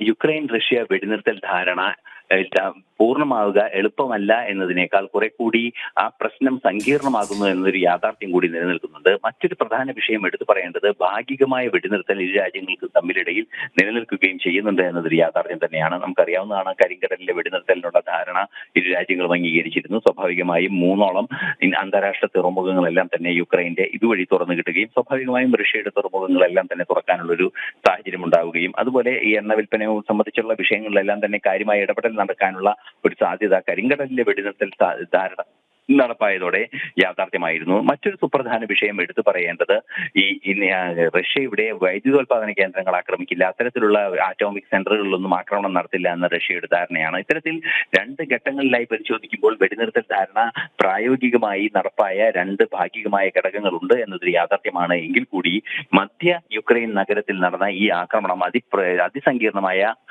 പ്രശ്നങ്ങളാണ് സൃഷ്ടിക്കുക എന്ന കാര്യത്തിലും തർക്കമില്ല. നമുക്ക് അറിയാവുന്നതാണ്, ഇന്ന് പുലർച്ചയോടുകൂടി അല്ലെങ്കിൽ ഇന്ന് രാത്രിയും ഇന്ന് പുലർച്ചെയും ഒക്കെയുമായി റിയയിൽ നടന്ന വലിയ ഒരു ആക്രമണം തന്നെയായിരുന്നു. 20ഓളം പേർ കൊല്ലപ്പെട്ടു എന്നാണ് അറിയാൻ സാധിക്കുന്നത്. അത് 9 പേർ കുട്ടികളാണ്. ചില മാധ്യമങ്ങളെല്ലാം തന്നെ സ്ഥിരീകരിക്കുന്നത് 20ൽ കൂടുതൽ പേർ കൊല്ലപ്പെട്ടിട്ടുണ്ട് എന്നാണ്. യുക്രൈൻ പ്രസിഡന്റ് സെലൻസ്കിയും ഇക്കാര്യം വളരെ കൃത്യമായി പറയുന്നുണ്ട്. അദ്ദേഹം അവസാനം പ്രസ്താവന നടത്തുമ്പോൾ 18 പേർ കൊല്ലപ്പെട്ടു എന്നാണ് അറിയിച്ചിരുന്നത്. എങ്കിൽ കൂടി അതിൽ 9 കുട്ടികളുണ്ട് എന്നത് ഗൗരവതരമാക്കുന്നുണ്ട് വിഷയം എന്ന കാര്യത്തിലും തർക്കമില്ല. ഇത്തരത്തിൽ ആക്രമണം നടന്നു എന്നത്, അതായത് മിസൈൽ ആക്രമണം നടന്നു എന്നത് റഷ്യ സ്ഥിരീകരിക്കുകയും ചെയ്യുന്നുണ്ട്. അതിനിടയിലാണ് നമുക്കറിയാവുന്നതാണ്, നേരത്തെ കൃഷ്ണരാജ് സൂചിപ്പിച്ചതുപോലെ കർശന നടപടികൾ ഉണ്ടാകാനുള്ള സാധ്യതയാണ് മുന്നിൽ നിൽക്കുന്നത് എന്ന് ട്രംപ് മുന്നറിയിപ്പ് നൽകിയ ഒരു സാഹചര്യത്തിൽ കൂടിയാണ് ഇത്തരമൊരു നീക്കം നടന്നിരിക്കുന്നത് എന്നതൊരു യാഥാർത്ഥ്യം തന്നെയാണ്. പക്ഷേ മറ്റൊരു സുപ്രധാന വിഷയം എടുത്തു പറയേണ്ടത്, ട്രംപ് ഈ റഷ്യക്ക് അധിക താരിഫ് ചുമത്തുന്നതിൽ ഉൾപ്പെടെ ചില കൺസെഷൻ നൽകുകയും ചെയ്തിരുന്നു. അത്തരത്തിലുള്ള കൺസെഷനുകളെല്ലാം തന്നെ റഷ്യയെ കൂടുതൽ ഇത്തരത്തിലുള്ള യുദ്ധമുഖത്ത് നിന്ന് പിന്തിരിപ്പിക്കാനുള്ള നീക്കങ്ങളുടെ ഭാഗമായിരുന്നു എന്നതൊരു യാഥാർത്ഥ്യമാണ്. ഒരുപക്ഷെ ശക്തമായ ഒരു പ്രതിഷേധം അമേരിക്കയുടെ ഭാഗത്തു നിന്ന് അതിർപക്ഷെ നികുതിയുടെ ഇനത്തിലായിരിക്കാം, അത്തരത്തിലുള്ള കാര്യങ്ങളായിരിക്കാം, അല്ലെങ്കിൽ റഷ്യയിൽ നിന്നും എണ്ണ ഇറക്കുമതി ചെയ്യുന്ന രാജ്യങ്ങൾക്ക് 50% നികുതി ഏർപ്പെടുത്തുമെന്ന ഒരു നിലപാടെല്ലാം തന്നെ നേരത്തെ അമേരിക്കൻ പ്രസിഡന്റ് സൂചിപ്പിക്കുകയും ചെയ്തിരുന്നു. രോക്ഷാകുലനായി പ്രതികരിച്ച വാർത്തകളെല്ലാം തന്നെ അന്ന് പുറത്തുവരികയും ചെയ്തിരുന്നു. ഈ ഒരു പശ്ചാത്തലത്തിൽ ഇന്ന് നടന്നിരിക്കുന്ന ആക്രമണം മിസൈൽ ആക്രമണമാണ്. അതിൽ 20ലേറെ പേർ കൊല്ലപ്പെട്ടു എന്നറിയാൻ സാധിക്കുന്നത്. കുട്ടികളുടെ കൊലപാതകമാണ് ഏറെ ഗൗരവമർഹിക്കുന്ന ഒരു വിഷയം. അത് യുക്രൈനിൽ വീണ്ടും റഷ്യൻ മിസൈൽ ആക്രമണം, കുട്ടികളടക്കം 20 പേർ കൊല്ലപ്പെട്ടു എന്നാണ് റിപ്പോർട്ട്. ഏതായാലും ഇക്കാര്യം സ്ഥിരീകരിക്കുകയാണ് റഷ്യ. വിവരങ്ങൾ നൽകുകയായിരുന്നു ഐസൻ ജോസ്.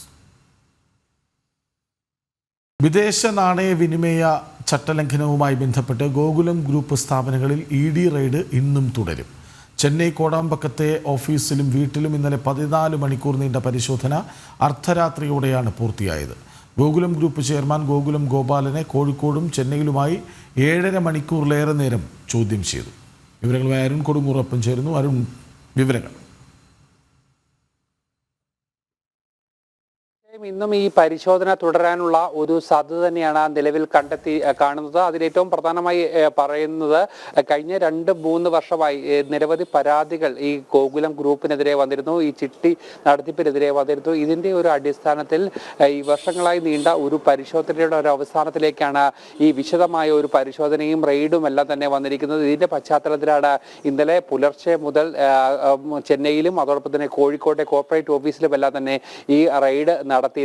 റെയ്ഡിൽ 1000 കോടി രൂപയുടെ ക്രമക്കേടുകൾ കണ്ടെത്തി എന്നുള്ള ഒരു വിവരമാണ് ED പുറത്തേക്ക് വിടുന്നത്. എന്തായാലും ഇതിൽ വിശദമായ ഒരു പരിശോധന നടത്തണം. ഇതിന്റെ ഒരു പശ്ചാത്തലത്തിൽ കൂടിയാണ് ഇന്നലെ ഗോകുലം ഗോപാലിനെ നേരിട്ട് ചോദ്യം ചെയ്യുന്ന ഒരവസ്ഥയിലേക്കൊക്കെ തന്നെ വന്നിരുന്നത്. ഇന്നലെ അർദ്ധരാത്രി വരെയും അദ്ദേഹത്തെ ചോദ്യം ചെയ്തിരുന്നു. എന്തായാലും ഇന്നും പരിശോധന തുടരാൻ തന്നെയാണ് EDയുടെ നീക്കം എന്നാണ് നമുക്ക് ഏറ്റവും ഒടുവിലായി മനസ്സിലാക്കാൻ പറ്റുന്നത്. എന്തായാലും ഏറ്റവും ഗൗരവമായി തന്നെയാണ് ഈ വിഷയത്തെ ED കാണുന്നതെന്നും യാതൊരു തരത്തിലുള്ള സംശയവുമില്ല. ഇതിൽ മറ്റു ലക്ഷ്യങ്ങളൊന്നുമില്ല എന്ന് ED ആവർത്തിച്ച് വ്യക്തമാക്കുന്നു. ഇത് ഇന്നും ഇന്നലെയും തുടങ്ങിയ പരാതിയല്ല, വർഷങ്ങൾക്ക് മുമ്പ് തന്നെ ഇത്തരത്തിലുള്ള പരാതികൾ ഉണ്ടായിരുന്നു. അതുകൊണ്ട് തന്നെ പലതവണ ഇത്തരത്തിലുള്ള പരിശോധനകളും നടത്തിയിരുന്നു. ഇതിനൊടുവിലാണ് ഇത്തരത്തിൽ ഒരു റെയ്ഡിലേക്ക് പോയിരിക്കുന്നത്. അതോടൊപ്പം തന്നെ ഏറ്റവും പ്രധാനപ്പെട്ടത് ഈ 1000 കോടി രൂപയുടെ ഒരു ക്രമക്കേട് എന്നുള്ള ഒരു പ്രധാനപ്പെട്ട ഒരു കാര്യമാണ് ED മുന്നോട്ട് വെക്കുന്നത്. ഇതിൽ കൃത്യമായ ഒരു പരിശോധന നടത്തേണ്ടതുണ്ട്. ഇതിന്റെ ആവശ്യമായ കൂടുതൽ തെളിവുകൾ ശേഖരിക്കേണ്ടതുണ്ട്. കൂടുതൽ ആളുകൾ ആളുകളെ ചോദ്യം ചെയ്യേണ്ട ഒരു സാഹചര്യമുണ്ട്.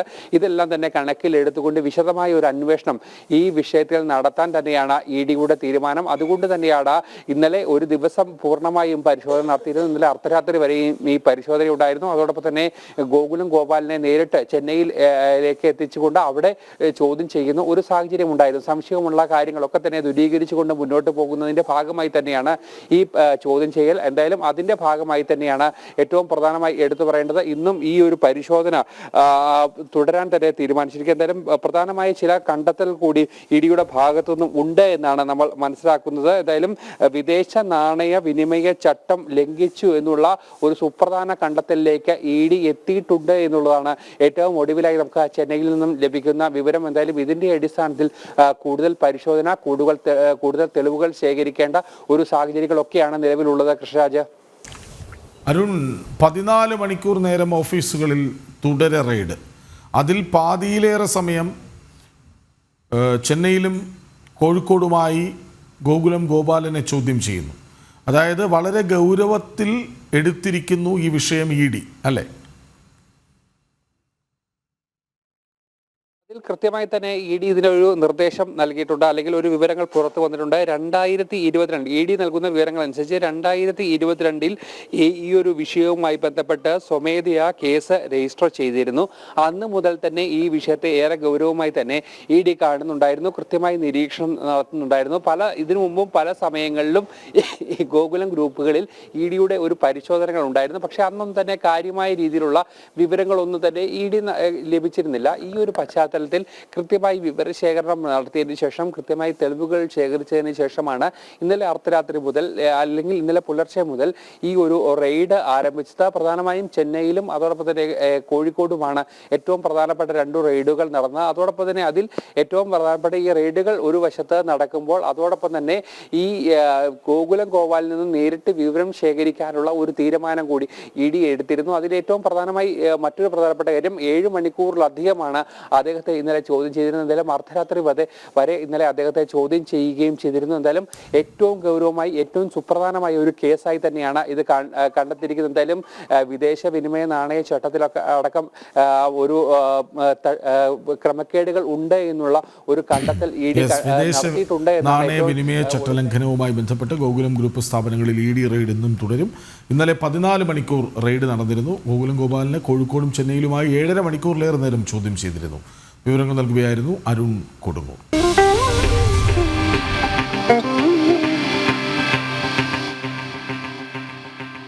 ഒരു വാർത്തയും ആശങ്കയുടേതാവരുത്. അത് ആശങ്ക പ്രചരിപ്പിക്കുന്നതോ പരത്തുന്നതോ ആകാൻ പാടില്ല. രാവിലെ കോഴിക്കോട് നിപ്പ സംശയം എന്ന് വാർത്ത ഉണ്ടായിരുന്നു. പക്ഷേ അത് മാറുകയാണ്. ആ ആശങ്ക പൂർണ്ണമായും കോഴിക്കോട് മെഡിക്കൽ കോളേജിൽ പ്രവേശിപ്പിച്ച 40-കാരിയുടെ നിപ്പ പരിശോധനാ ഫലം നെഗറ്റീവാണ്. ആശങ്കപ്പെടേണ്ട സാഹചര്യമില്ലെന്ന് മെഡിക്കൽ കോളേജ് പ്രിൻസിപ്പൽ പറഞ്ഞു. മസ്തിഷ്ക രോഗബാധയുമായി വരുന്നവരിൽ നിപ്പ പരിശോധന നടത്താറുണ്ട്.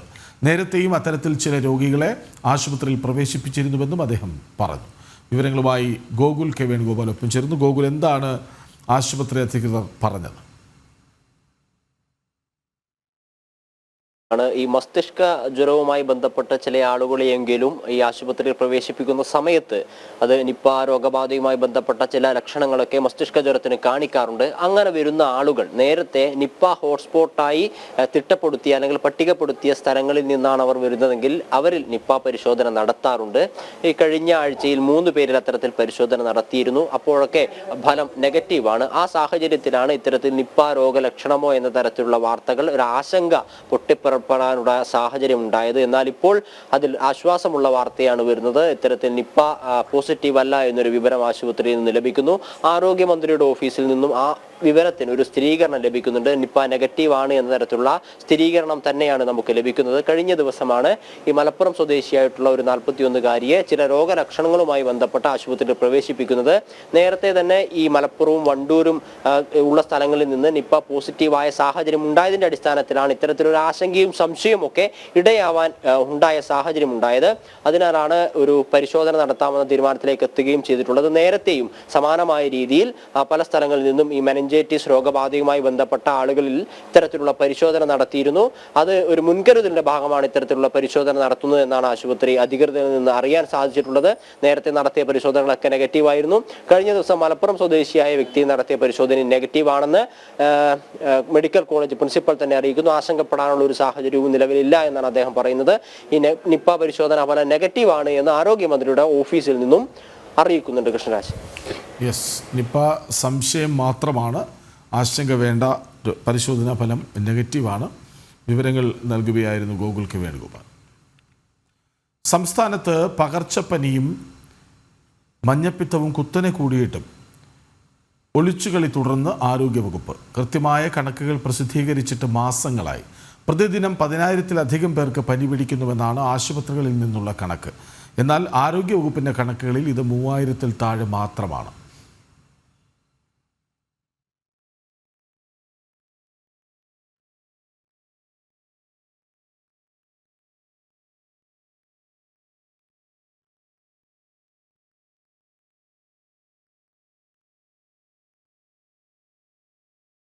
ആശാവർക്കർമാർ സെക്രട്ടേറിയറ്റിന് മുന്നിൽ നടത്തുന്ന സമരം ഇന്ന് 55-ാം ദിവസമാണ്. അനിശ്ചിതകാല നിരാഹാര സമരം ആരംഭിച്ചിട്ട് 17 ദിവസങ്ങൾ പിന്നിടുന്നു. ആശമാർ തുടർ ചർച്ചയ്ക്ക് തയ്യാറായിട്ടും ആരോഗ്യമന്ത്രിയുടെ ഓഫീസിൽ നിന്നും അറിയിപ്പുകളൊന്നും ലഭിച്ചിട്ടില്ല. വിവരങ്ങളുമായി പ്രശാന്ത് ഒപ്പം ചേരുന്നു. പ്രശാന്ത്, ആശമാർ പരിഗണിക്കപ്പെടുന്നുണ്ട് എന്നൊരു തോന്നൽ ഇപ്പോഴുണ്ട്. അവരെന്താണ് പറയുന്നത്? കൃഷ്ണരാജ, 55 ദിവസം പിന്നിടുമ്പോഴും പ്രതീക്ഷയ്ക്ക് കുറവൊന്നുമില്ല.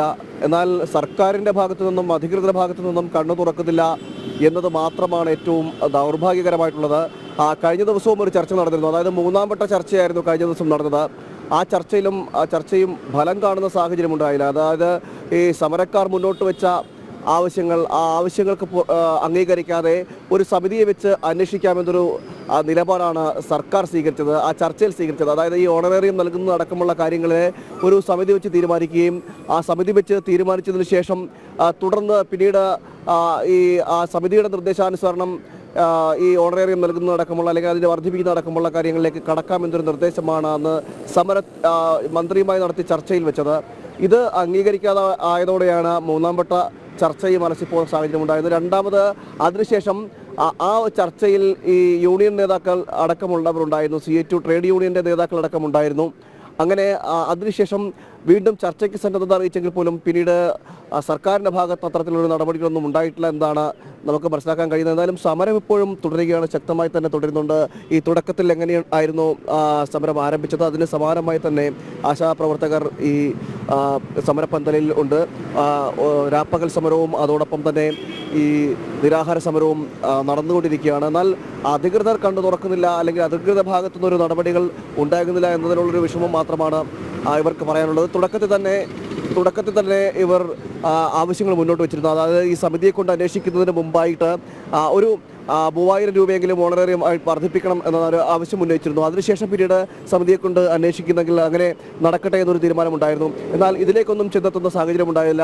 ഈ ഓണറേറിയം വർദ്ധിപ്പിക്കുന്നതടക്കമുള്ള കാര്യങ്ങളുമായിട്ടായിരുന്നു കഴിഞ്ഞ ദിവസം ചർച്ച നടന്നത്. പക്ഷേ ആ ചർച്ചയിൽ സമിതിയെ കൊണ്ട് അന്വേഷിപ്പിക്കുക അതിനുശേഷം മതി ഈ ഇത്തരം വർധനമെന്നടക്കമുള്ള നിലപാടാണ് സർക്കാർ സ്വീകരിച്ചത്. തുടർന്നൊരു ചർച്ചയ്ക്ക് സന്നദ്ധത അറിയിച്ചെങ്കിൽ പോലും അതിനുശേഷം എന്തെങ്കിലും അവിടെ നിന്നും നടപടികൾ എന്തെങ്കിലും ഉണ്ടായിട്ടുണ്ടോ? നിലവിലൊരു നടപടി ഉണ്ടായിട്ടില്ല.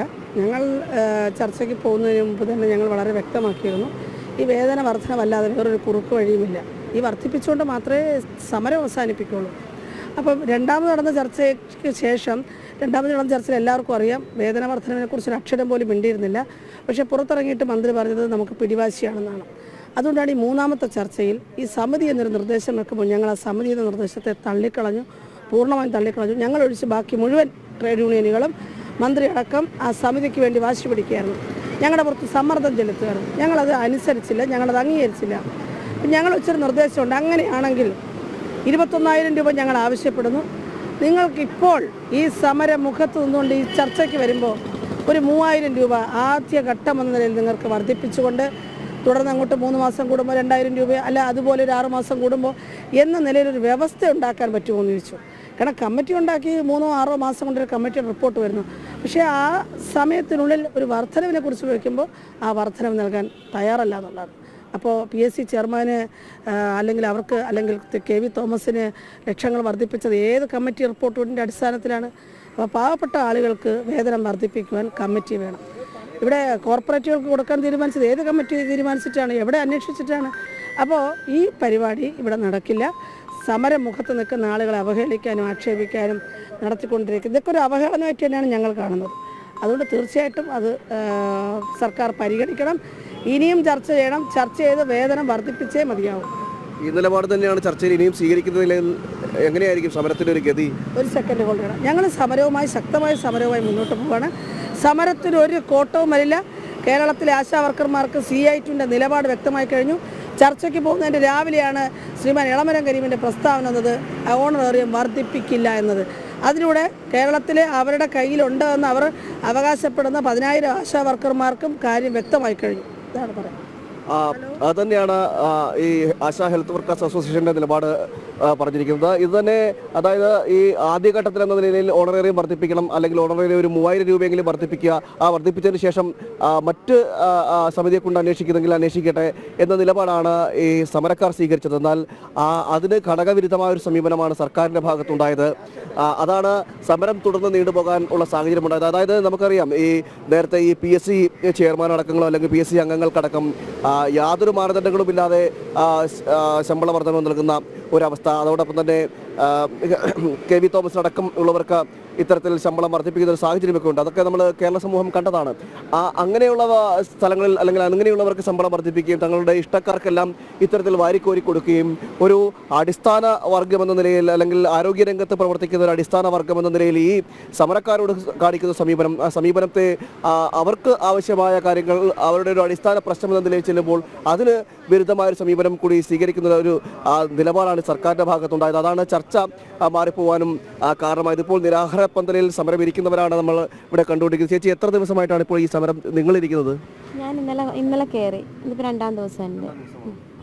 എങ്ങനെ ആരോഗ്യസ്ഥിതിയൊക്കെ എങ്ങനെയാണ്? കുഴപ്പമില്ല. ഈ തുടരുക തന്നെ ചെയ്യുമല്ലേ? തുടരുക തന്നെ ചെയ്യും.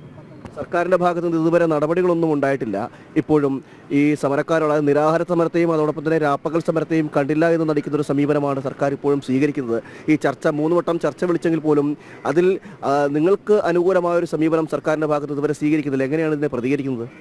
ഞങ്ങൾ ജനാധിപത്യത്തിൽ അടിയുറച്ച് വിശ്വസിക്കുന്ന ആൾക്കാരാണ്. അതുകൊണ്ട് മാറ്റം ഉണ്ടാവും തന്നെയാണ് ഞങ്ങളുടെ പ്രതീക്ഷ. മാറ്റം ഉണ്ടാവാത്ത ഒരിടത്തും ഇത് അവസാനിക്കത്തില്ല ഇത്. കാരണം ഞങ്ങൾ ഇവിടെ തോറ്റാൽ ഈ ലോകത്തുള്ള സ്ത്രീകൾ തന്നെ തോൽക്കും. പിന്നെ ഇന്നലെ കഴിഞ്ഞ ദിവസം ചർച്ച പരാജയപ്പെട്ടു എന്ന് പറഞ്ഞത് അവർ മറ്റു ട്രേഡ് യൂണിയൻകാരെ വിളിച്ചിട്ടാണ് അത് ചർച്ച ചെയ്തിട്ടായത്. ഞങ്ങളുടെ ആവശ്യങ്ങൾ ഉന്നയിച്ച് ഞങ്ങൾ ഇപ്പോഴും അതിൽ തന്നെ ഉറച്ചു നിൽക്കുന്നു. ഇനി ചർച്ചയ്ക്ക് ഞങ്ങൾ റെഡിയാണ്. അവരെപ്പോൾ പറയുന്നു അതുപോലെ ചർച്ചയ്ക്ക് ഞങ്ങൾ പോകും. ഞങ്ങൾ ഞങ്ങളെ വിശ്വാസത്തിൽ തന്നെയാണ് അടിയുറച്ച ഞങ്ങൾ ജനാധിപത്യത്തിൽ അന്തിമ വിജയം നിങ്ങൾക്ക് തന്നെ എന്നുള്ള ഉറച്ച വിശ്വാസം തന്നെയാണല്ലേ? അതെ, അന്തിമ വിജയം ഞങ്ങൾക്ക് തന്നെ എന്നുള്ള ഉറച്ച വിശ്വാസത്തിൽ തന്നെയാണ്. കാരണം ഇതുവരെ ഒരു കമ്മീഷൻ വെച്ച റിപ്പോർട്ടുകൾ പോലും ഒരിക്കലും അംഗീകരിച്ചില്ല. അതിനുവേണ്ടി പിന്നെയും സമരങ്ങൾ നടത്തിയ ചരിത്രമാണ് ഇതുവരെ ജനാധിപത്യം നമുക്കിവിടെ കണ്ടിരിക്കുന്നത്. അതുകൊണ്ട് ഒരു കമ്മീഷനെ വെച്ചല്ല ചെയ്യേണ്ടത്. ഇവരുടെ പ്രകടന പത്രികയിൽ ഇവർ പറയുന്ന പൈസ ഒരു കമ്മീഷനെ വെച്ചല്ല ഇവർ തന്നത്. അതുപോലെ KV തോമസിനും മറ്റുള്ള ആൾക്കാർക്കും വണ്ടി മേടിക്കാനും അങ്ങനെ പല കാര്യങ്ങൾക്കും അവർ1 രൂപ പോലും ഒരു കമ്മീഷനെ വെച്ച് തീരുമാനിച്ചതല്ല. പിന്നെ ആശമാർക്ക് തരുന്നതിന് മാത്രം എന്തിനാണ് കമ്മീഷൻ?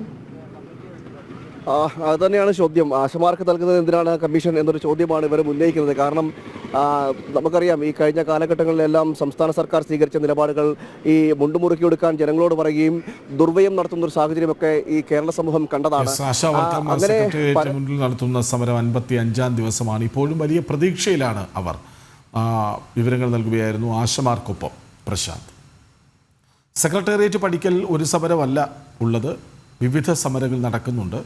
നിരാഹാരമനുഷ്ഠിക്കുന്ന വനിതാ സിവിൽ പോലീസ് ഉദ്യോഗാർത്ഥികൾക്ക് വരുന്ന 15 ദിവസം നിർണായകമാണ്. ഏപ്രിൽ 19-ന് റാങ്ക് ലിസ്റ്റ് കാലാവധി അവസാനിക്കാനിരിക്കെ കനിവുണ്ടാകുമെന്ന പ്രതീക്ഷയിലാണ് ഉദ്യോഗാർത്ഥികൾ. അതേസമയം നിരാഹാരമിരിക്കുന്ന ഉദ്യോഗാർത്ഥികളുടെ ആരോഗ്യനിലയിൽ ആശങ്കയുണ്ട്. വീണ്ടും പ്രശാന്ത് തന്നെ ചേരുന്നു. പ്രശാന്ത്, 4 വരി വായിക്കുന്ന സമയത്ത് ആശമാരുടെ അടുത്ത് നിന്ന് ഈ നിരാഹാരമനുഷ്ഠിക്കുന്നവരുടെ അടുത്തേക്ക് എത്താനാകുന്നു. അതുതന്നെയാണ് സർക്കാർ എത്രത്തോളം അടിസ്ഥാന വിഭാഗങ്ങൾക്കൊപ്പം എന്നതിൻ്റെ പൂർണ്ണമായ ബോധ്യം എല്ലാവരിലും ഉണ്ടാകുന്നതും. നോക്കൂ, ഇവിടെ വലിയൊരു നിരാശയിലാണ്, ആശങ്കയിലാണ് വനിതാ സിവിൽ പോലീസ് ഉദ്യോഗാർത്ഥികൾ 15 ദിവസത്തിനപ്പുറം റാങ്ക് ലിസ്റ്റ് കാലാവധി അവസാനിക്കുകയാണ്. അവരെന്താണ് പറയുന്നത്?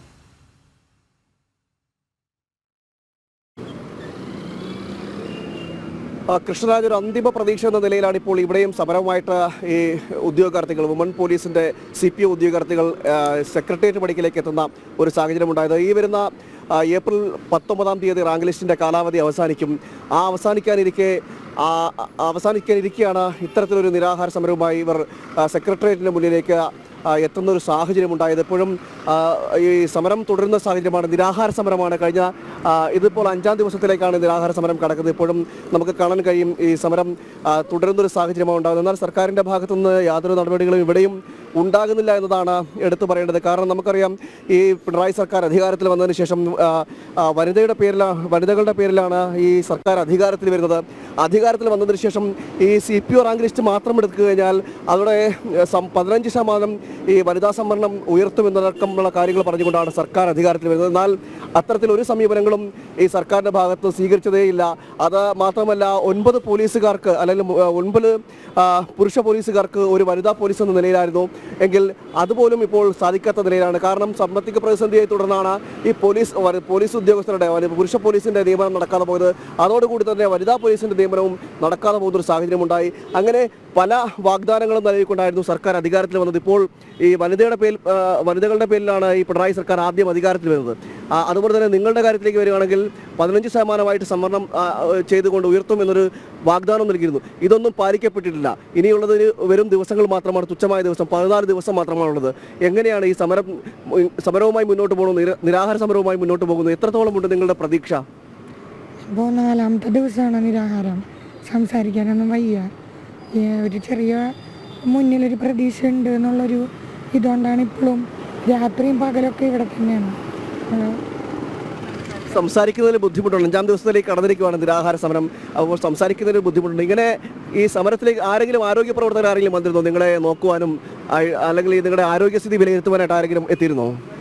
ഗവൺമെന്റിന്റെ ഭാഗത്തുനിന്ന് നമ്മുടെ ആരോഗ്യസ്ഥിതി, ഇവരുടെ ആരോഗ്യസ്ഥിതി നോക്കാൻ വേണ്ടി ആരും വന്നിട്ടില്ല. നമ്മൾ ഇന്നലെ പ്രൈവറ്റായിട്ട് കെയർ ആൻഡ് കെയറിൽ കോൺടാക്ട് ചെയ്തിട്ട് അവർ വന്നിട്ട് ചെക്കപ്പ് ചെയ്തിട്ടുണ്ടായിരുന്നു. അപ്പോൾ ഓൾറെഡി ഇവരുടെ BP ഷുഗർ ലെവലൊക്കെ താഴ്ന്നിട്ടുണ്ട്. 4ാമത്തെ ദിവസമാണ് നിരാഹാരം. നമ്മളിവിടെ ഫുൾ രാപ്പകൽ സമരമാണ്, ഫുൾ ഡേ ഇവിടെ. ഇന്നലെ മഴയത്തും ആ തണുപ്പത്തും എല്ലാം നമ്മളിവിടെ തന്നെയായിരുന്നു. ഈ കഴിഞ്ഞ ദിവസം ശക്തമായ മഴ പെയ്തിരുന്നു. ആ മഴയത്തും ഇവിടെ സമരമുഖത്ത് തന്നെയാണല്ലേ? ആണ്. ഇവിടുന്ന് നമ്മൾ മാറിയിട്ടില്ല. ഈ മഴയത്ത് തന്നെയാണ് നമ്മൾ. ഇന്നലെ കിടക്കാനും ഒന്നും പറ്റാണ്ട് നമ്മൾ ഈ മഴയത്ത് തന്നെയായിരുന്നു. ഇനി വരും 19-ാം തീയതിയാണ്, ഈ മാസം 19-ാം തീയതിയാണ് റാങ്ക് ലിസ്റ്റിന്റെ കാലാവധി അവസാനിക്കുന്നതെന്നാണ് മനസ്സിലാക്കുന്നത്. അങ്ങനെയാണെങ്കിൽ ഇനി തുച്ഛമായ ദിവസം മാത്രമേ ഉള്ളൂ. ഈ ദിവസത്തിനുള്ളിൽ എത്രത്തോളമാണ് പ്രതീക്ഷ എന്ന് പറയുന്നത്? സർക്കാരിൻ്റെ ഭാഗത്തു നിന്ന് ഞങ്ങൾക്ക് അനുകൂലമായ ഒരു തീരുമാനം ഉണ്ടാകുമെന്ന് ഞങ്ങൾ ഇപ്പോഴും പ്രതീക്ഷിക്കുന്നുണ്ട്. കൃഷ്ണരാജ്, അത് തന്നെയാണ്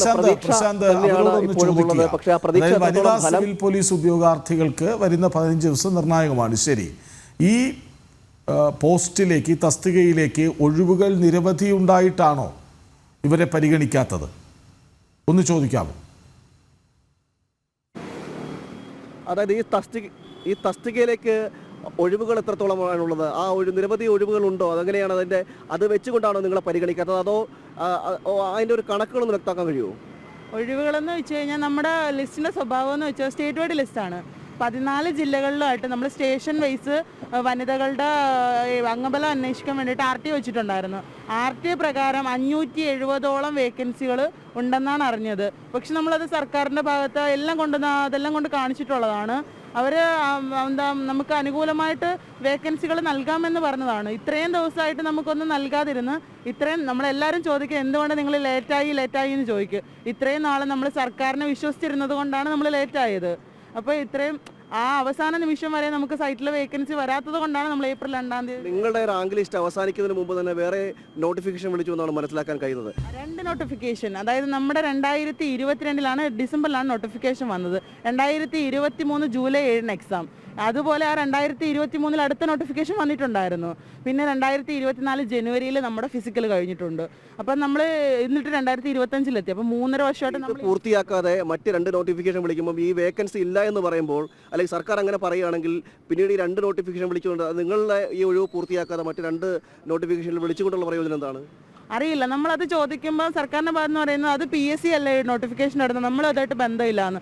പക്ഷേ എല്ലാ വർഷവും ഈ വന്ന 2 നോട്ടിഫിക്കേഷൻ, ഇപ്പം വന്ന 2023 നോട്ടിഫിക്കേഷൻ പ്രകാരം എക്സാമും കഴിഞ്ഞ് ഫിസിക്കലും കഴിഞ്ഞ് ഇനി നമ്മുടെ ലിസ്റ്റ് തീരുന്നതിൻ്റെ പുറകിൽ ലിസ്റ്റിന് വേണ്ടി വെയിറ്റ് ചെയ്യുന്ന കുട്ടികളുണ്ട്. അതുകൂടാതെ അതിൻ്റെ തൊട്ട് പറയും 2024 ഡിസംബർ അടുത്ത നോട്ടിഫിക്കേഷനും വന്ന് നിൽപ്പുണ്ട്. അപ്പോൾ എന്താ, തൊട്ടടുത്ത 2 നോട്ടിഫിക്കേഷൻ ഉണ്ട്. അപ്പോൾ അതിനും കൊടുക്കാൻ വേക്കൻസി ഉണ്ടോ? ഇങ്ങനെ ലിസ്റ്റുകൾ ഇട്ടിട്ട് നമ്മൾ ഈ മറ്റുള്ള പരീക്ഷകളെ പോലെ എക്സാം എഴുതിയിട്ട് മറ്റു പരീക്ഷകൾക്ക് പ്രിപ്പയർ ചെയ്യാൻ പറ്റൂല. കാരണം മാസങ്ങളോളം നമ്മൾ കഷ്ടപ്പെട്ട് പഠിച്ച് റാങ്ക് ലിസ്റ്റിൽ വന്ന ഏറ്റവും ഉയർന്ന കട്ട് ഓഫ് ആയിരുന്നു ഞങ്ങളുടേത്. വുമൺ സിവിൽ പോലീസ് ഓഫീസറിന് എപ്പോഴും 45 ആ ഒരു റേഞ്ചായിരുന്നു. നമ്മുടെ ഏറ്റവും ഉയർന്ന കട്ട് ഓഫ് ആയിരുന്നു.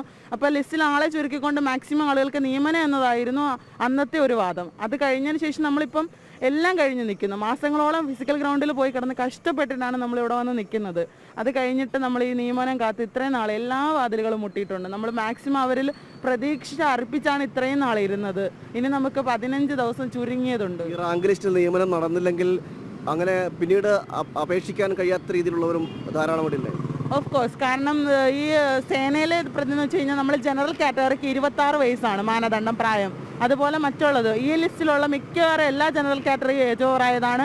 അതുപോലെ മുസ്ലിംസ്, LC എല്ലാവരും ഏജ് ഓവറായവരാണ്. ഇനി അടുത്തൊരു എക്സാമിന് പ്രിപ്പയർ ചെയ്യാനോ പറ്റൂല, എഴുതാനൊക്കില്ല സേനയിലുള്ളത്. കാരണം പലരുടെ ആഗ്രഹം കാക്കി തന്നെയാണ് സ്വപ്നം. അതുകൊണ്ടാണ് നമ്മൾ അതിനു വേണ്ടിയിട്ട് മുന്നിട്ടിറങ്ങി ഇവിടെ നിരാഹാര സമരവും രാപ്പകൽ സമരവും മുന്നോട്ട് കൊണ്ടുപോകുന്നത്. യെസ്, എന്തൊരു കഷ്ടമാണ്. പരീക്ഷ എഴുതി റാങ്ക് ലിസ്റ്റിൽ വന്നവർക്ക് ജോലി ഉറപ്പിക്കാനാവാത്ത അവസ്ഥ. വനിതാ സിവിൽ പോലീസ് ഉദ്യോഗാർത്ഥികൾക്ക് വരുന്ന 15 ദിവസം വളരെ നിർണായകമാണ്. കാരണം ഏപ്രിൽ 19 അവരുടെ റാങ്ക് ലിസ്റ്റ് കാലാവധി അവസാനിക്കുകയാണ്. അതിന് പിന്നാലെ വേറെ നോട്ടിഫിക്കേഷനും പട്ടികയും ഒക്കെ ഉണ്ട് എന്നുകൂടി ഓർക്കണം. എന്തിനാണ് ഒഴിവില്ലെങ്കിൽ ഇവരെയൊക്കെ നിയമിക്കാനല്ലെങ്കിൽ പിന്നെ പരീക്ഷ എഴുതിക്കുന്നത്, റാങ്ക് ലിസ്റ്റ് പ്രസിദ്ധീകരിച്ച് മോഹം കൊടുക്കുന്നത് സർക്കാരെ എന്നൊരു ചോദ്യമാണ് മുന്നോട്ട് വയ്ക്കാനുള്ളത്. വിവരങ്ങൾ നൽകുകയായിരുന്നു അവർക്കൊപ്പം, അവരുടെ ആശങ്കകൾക്കൊപ്പം പ്രശാന്ത് ശങ്കരമംഗലത്തിൽ.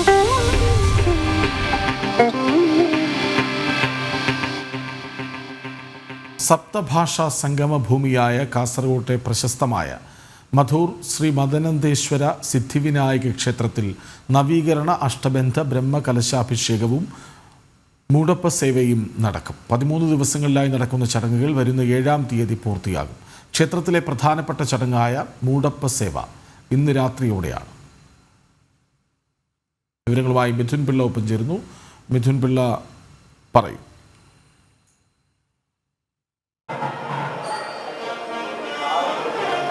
കൃഷ്ണരാജ്, ഞാൻ കാസർഗോഡ് ജില്ലയിലെ പേരുകേട്ട സിദ്ധിവിനായക ക്ഷേത്രത്തിലാണ്, മധൂരിലെ സിദ്ധിവിനായക ക്ഷേത്രത്തിലാണ് നിൽക്കുന്നത്. വലിയ ഉത്സവ ലഹരിയിൽ തന്നെയാണ് ഇവിടമെന്ന് പറയുന്നതിൽ പറയേണ്ടി വരും. അത്രയേറെ സന്തോഷത്തിലാണ് ഇവിടുത്തെ നാടും നാട്ടുകാരും ഒക്കെ തന്നെ. ഏതാണ്ട് 14 ദിവസത്തോളം നീണ്ടു നിൽക്കുന്ന ഒരു മഹോത്സവത്തെ വരവേറ്റുകൊണ്ടിരിക്കുകയാണ് ഈ ക്ഷേത്രം. ചരിത്രപരമായും വിശ്വാസപരമായും ഏറെ പ്രത്യേകതകളുള്ള മധൂരിലെ മദനന്തേശ്വര സിദ്ധിവിനായക ക്ഷേത്രം. ഇവിടെ 33 വർഷങ്ങൾക്ക് ശേഷം മൂടപ്പ സേവ എന്ന് പറയുന്ന നാടിൻ്റെ തന്നെ സംസ്കാരത്തെ വെളിവാക്കുന്ന ചടങ്ങ് കൂടി നടക്കുന്ന ഒരു ദിനമാണ് ഇന്ന് പറയാതെ വയ്യ. കഴിഞ്ഞ കുറച്ച് ദിവസങ്ങളിലായി ലക്ഷക്കണക്കിന് ഭക്തരാണ് തങ്ങളുടെ ദേവനെ ഒരു നോക്ക് കാണുവാനും അനുഗ്രഹം തേടുവാനുമായി ഈ ക്ഷേത്രത്തിലേക്ക് എത്തിച്ചേരുകയും ചെയ്തിട്ടുള്ളത്. ഒരുപാട് സംസ്കാരങ്ങൾ ഉറങ്ങിക്കിടക്കുന്ന മണ്ണാണ്. നമുക്കറിയാം, സപ്തഭാഷാ സംഗമ ഭൂമിയാണ്. അത്രയേറെ സംസ്കാരങ്ങളും ഈ ഒരു മണ്ണിൽ ചേർന്ന് കിടക്കുന്നു എന്നുള്ളതാണ് എടുത്തു പറയേണ്ടത്. ക്ഷേത്രത്തെ സംബന്ധിച്ച് ഒരുപാട് പ്രത്യേകതകൾ നിറഞ്ഞ ഒരു അമ്പലം കൂടിയാണിത്. നമ്മോടൊപ്പം ഇപ്പോൾ ഈ ക്ഷേത്രത്തിൻ്റെ ഭാരവാഹി കൂടിയായ ധനഞ്ജയ് ചേരുന്നുണ്ട്. ധനഞ്ജയ്, ഇപ്പോൾ ഈ നാടിനെ സംബന്ധിച്ച് എത്രത്തോളം സന്തോഷത്തിലാണ്? എന്തൊക്കെ പ്രത്യേകതകളാണ് ക്ഷേത്രത്തെ സംബന്ധിച്ച്? ശ്രീ മധൂർ മദനന്തേശ്വര സിദ്ധിവിനായക ക്ഷേത്രം എന്ന് പറഞ്ഞാൽ ശിവക്ഷേത്രമാണെങ്കിലും ഗണപതിയുടെ പേരിൽ പ്രസക്തി ആർജിച്ച കേരളത്തിൽ ഒരു ക്ഷേത്രങ്ങളിൽ ഒന്നാണ് മധൂർ ക്ഷേത്രം. ശരിക്കും പറഞ്ഞാൽ 33 വർഷങ്ങൾക്ക് ശേഷം അഷ്ടബന്ധ ബ്രഹ്മകലശവും മൂടപ്പ സേവയും വരുമ്പോൾ ഒരു നാട് എന്നല്ല, ദക്ഷിണ കന്നഡ അതുപോലെ തന്നെ നമ്മുടെ കണ്ണൂരിന് ഇങ്ങോട്ട് കേരളം ഏകദേശം ആ ഒരു രീതിയിൽ വളരെയേറെ ആളുകളാണ് ദിനംപ്രതി ഇവിടെ വന്നുകൊണ്ടിരിക്കുന്നത്. കാരണം മൂടപ്പ സേവ എന്താണെന്നും അതിനെക്കുറിച്ച് അറിയാൻ വേണ്ടി നിരവധി ആളുകളാണ് വന്നുകൊണ്ടിരിക്കുന്നത്. ഏകദേശം ഗണപതി ഭഗവാനെ അപ്പം കൊണ്ട് മൂടുന്ന ഒരു ചടങ്ങ്, അതാണ് മൂടപ്പ സേവയെക്കുറിച്ച് പറയാനുള്ളത്. 16 മുടി അരി എന്നാണ് പറയുക. ആ 16 മുടി അരി കൊണ്ട് ഗണപതി ഭഗവാനെ ശയനം നടത്തുന്ന സമയത്താണ് മൂടപ്പ സേവയുടെ ആരംഭം. ആ സമയത്ത് ഗണപതി ഭഗവാനെ അപ്പം കൊണ്ട് മൂടി ശയനം നടത്തുകയും അതിൻ്റെ പിറ്റേ ദിവസം രാവിലെ നട തുറക്കുന്ന സമയത്ത് ഭക്തജനങ്ങൾക്ക് ഗണപതി ഭഗവാനെ കാണാൻ സാധിക്കുക അപ്പത്തിൽ മൂടിയ ഗണപതി ഭഗവാനായിട്ടാണ്. പിന്നീട് ആ അപ്പം തന്നെ ഭക്തജനങ്ങൾക്ക് വിതരണം ചെയ്യുകയും ചെയ്യും. അതാണ് ഇവിടെ മൂടപ്പ സേവയുടെ പ്രധാന ചടങ്ങുകളായിട്ട് വരുന്നുള്ളത്. 33 വർഷത്തിന് ശേഷമാണല്ലോ ഈ ചടങ്ങ് നടക്കുമ്പോൾ അപ്പോൾ അത്രത്തോളം പ്രത്യേകതയുണ്ട് ആ ചടങ്ങിനെ സംബന്ധിച്ച്. അതാണ് നമ്മളെ സംബന്ധിച്ചിടത്തോളം ഇത് ആദ്യത്തെ ഒരു അനുഭവമാണ്. കാരണം കഴിഞ്ഞ മൂടപ്പ സേവക്കൊക്കെ നമ്മൾ സത്യം പറഞ്ഞാൽ ഒരു 6 മാസമുള്ള കുട്ടിയായിരുന്നു ഞാൻ. അതുപോലെ തന്നെയാണ് നാട്ടിലെ പലരും. കാരണം നമുക്ക് ജീവിതത്തിൽ ഒരിക്കൽ മാത്രം കിട്ടുന്ന സൗഭാഗ്യങ്ങളിൽ ഒന്നാണ് ഈ മൂടപ്പ സേവ പറഞ്ഞാൽ. അതിനുവേണ്ടി കുറേ ദിവസങ്ങളായിട്ട് നിരവധി ഭാഗങ്ങളിൽ നിന്ന് ആളുകൾ വരുന്ന സമയത്ത് അരി, നമ്മുടെ ഈ ഭാഗത്ത് അരി, നമ്മുടെ നെല്ലിൻ്റെ ഇതുണ്ടാവും, പുല്ലില്ലേ, അതിൽ അരി നിറച്ചും ആണ് മുടി അരി ഉണ്ടാക്കുക. അങ്ങനെ നിരവധി ആളുകളാണ് ഈ ക്ഷേത്രത്തിലേക്ക് ആ സേവ സമർപ്പിച്ചുകൊണ്ടിരിക്കുന്നത്. ഈ മൂടപ്പ സേവക്കുള്ള മാത്രം അരി സമർപ്പിച്ചുകൊണ്ടിരിക്കുന്നത്. അതുപോലെ തന്നെ കരിമ്പ്, അതുപോലെ തന്നെ വെള്ളം, ഈ മൂടപ്പ സേവക്ക് അനുബന്ധമായ സാധനങ്ങൾ നിരവധി കുറേ ദിവസങ്ങൾക്ക് മുന്നേ തന്നെ ആളുകൾ ഇവിടെ സമർപ്പണം ചെയ്യാൻ തുടങ്ങിയിട്ടുണ്ട്.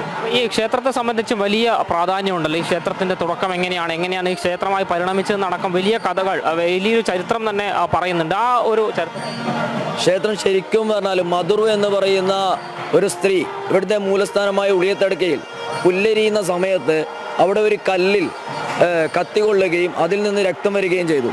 ആ സമയത്ത് നമ്മുടെ ഈ സീമയിലെ രാജാവായിരുന്ന മായിപ്പാടി രാജവംശത്തിലെ രാജാവിനോട് പോയി ഈ കാര്യം പറഞ്ഞ സമയത്ത് ആ കല്ലിൻ്റെ ചൈതന്യം മനസ്സിലാക്കി അതിൽ ശിവചൈതന്യമുണ്ട് എന്ന് കണ്ടെത്തുകയും നമ്മളിപ്പോൾ ഈ നിൽക്കുന്ന ക്ഷേത്ര പരിസരത്ത് ഒരു പശുവും പുലിക്കുട്ടിയും ഒരുമിച്ച് കളിക്കുന്നതായി കണ്ടു. അങ്ങനെ ഈ സ്ഥലം അതിനുവേണ്ടി തിരഞ്ഞെടുക്കുകയും അങ്ങനെയാണ് ഇവിടെ ശിവപ്രതിഷ്ഠ നടത്തിയതാണ്. ഇന്നും ഇവിടെ അഭിഷേകം കഴിഞ്ഞാൽ അന്ന് കൊണ്ട് ആ മുറിവിന് ഔഷധമായി ചന്ദനം പുരട്ടുന്ന ഒരു ചടങ്ങും കൂടി ഇവിടെ എല്ലാ ദിവസവും നടക്കുന്നുണ്ട്. അങ്ങനെ ഇരിക്കുമ്പോൾ ഇവിടുത്തെ ആ സമയത്ത് ശിവന് ചെയ്യുന്ന പൂജ കണ്ട് മകൻ ചുമരിൽ ഗണപതിയുടെ ചിത്രം വരയ്ക്കുകയും ആ ചിത്രം പിന്നീട് ഉത്ഭവിച്ച് മഹാഗണപതിയായി മാറി എന്നാണ് വിശ്വാസം. ആദ്യകാലങ്ങളിൽ ഗണപതി ഉയരം വെക്കുന്നുണ്ടായിരുന്നു. അതിന് ഉയരം വെക്കുന്നത് കണ്ട് തന്ത്രി ശ്രേഷ്ഠന്മാർ അതിന് പരിഹാരം കണ്ടതിന് ശേഷം ഗണപതി ഉയരം വെക്കുന്നത് നിർത്തുകയും മറിച്ച് തടി വെക്കാൻ തുടങ്ങുകയും ചെയ്തു എന്നുള്ളതാണ് ഐതിഹ്യം. അതുകൊണ്ട് തന്നെ ഇവിടുത്തെ നാട്ടുകാർ തുളുവിൽ ബൊഡ്ഡജ്ജ എന്നാണ് ഗണപതിയെ വിളിക്കാറ്. ബൊഡ്ഡജ്ജ വെച്ചാൽ തടിച്ച ആളെന്നാണ് അർത്ഥം. അങ്ങനെ ബൊഡ്ഡജ്ജ എന്നാണ് സ്നേഹപൂർവ്വം ഈ നാട്ടുകാർ മഹാഗണപതിയെ വിളിക്കാറ്. ഒരു നമുക്ക് കേട്ടാൽ മതിവരാത്തത്ര രസമുള്ള ചരിത്രങ്ങളും ഒരു സംസ്കാരത്തിൻ്റെ പ്രത്യേകതകൾ എത്രത്തോളമാണ് എന്ന് വിളിച്ചു പറഞ്ഞുകൊണ്ട് തന്നെയാണ് മധൂർ മദനന്തേശ്വര സിദ്ധിവിനായക ക്ഷേത്രത്തിൽ ഈ ചടങ്ങുകളൊക്കെ തന്നെ പുരോഗമിക്കുന്നത്. നമുക്കറിയാം ഹൈന്ദവ സംസ്കാരം എത്രത്തോളം വൈവിധ്യങ്ങൾ ചേർന്ന് കിടക്കുന്നതാണ് എന്നുള്ളത്. അതിൻ്റെ ഏറ്റവും ശക്തമായ ഒരു ദൃഷ്ടാന്തം തന്നെയാണ് നമുക്ക് ഈ ഒരു ക്ഷേത്രത്തിൽ നിന്ന് കാണാൻ വേണ്ടി സാധിക്കുക. തന്നെ കൗതുകമുള്ളത്, കാണാൻ തോന്നിപ്പിക്കുന്നത് അതാണ് ഈ ക്ഷേത്രത്തിൻ്റെ വിശേഷങ്ങൾ എന്നുറപ്പാണ്. അത് ആ പ്രതികരണങ്ങളിൽ പ്രകടവുമാണ്. മിഥുൻ പിള്ളയാണ് വിവരങ്ങൾ നൽകി. ശബരിമല സന്നിധാനത്തെ ഉത്സവ സായാഹ്നങ്ങളിൽ ശ്രേഷ്ഠമായ പടിപൂജ ദർശിച്ച് നിർവൃതി തേടുകയാണ് ഭക്തർ. ഉത്സവനാളുകളിൽ എല്ലാ ദിവസവും ദീപാരാധനയ്ക്ക് ശേഷമാണ് പടിപൂജ. തന്ത്രി കണ്ഠരര് ബ്രഹ്മദത്തൻ്റെ മുഖ്യ കാർമ്മികത്വത്തിലാണ് ശബരിമലയിലെ ഏറ്റവും ശ്രേഷ്ഠവും പ്രധാനവുമായ പടിപൂജ വഴിപാട് ഉത്സവനാളുകളിൽ നടക്കുന്നത്.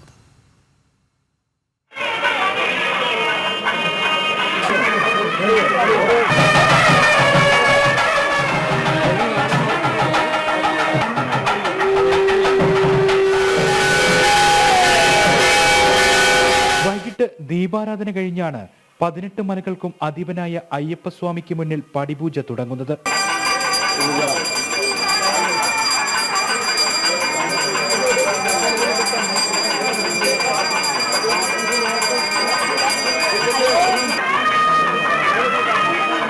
ശബരിമലയിലെ ഏറ്റവും ശ്രേഷ്ഠമായ ചടങ്ങിന് സാക്ഷിയായി ഭക്തസഹസ്രങ്ങൾ.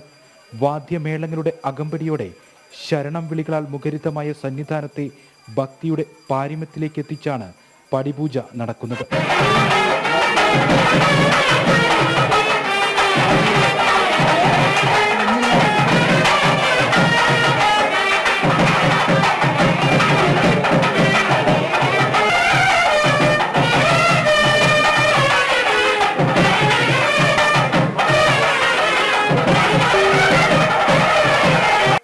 പടിയിലും വിളക്കും പൂജാ നിവേദ്യങ്ങളും അർപ്പിച്ച് മന്ത്രങ്ങൾ ഉരുക്കഴിച്ചാണ് പൂജ.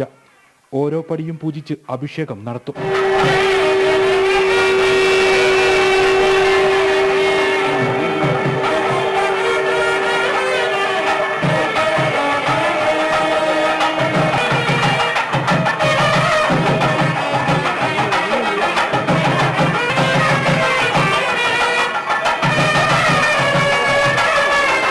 മുപ്പത് നിലവിളക്കുകൾ, 18 നാളികേരങ്ങൾ, 18 കലശങ്ങൾ, 18 പുഷ്പങ്ങൾ എന്നിവയൊക്കെ പടിപൂജയിൽ ഉപയോഗിക്കുന്നു.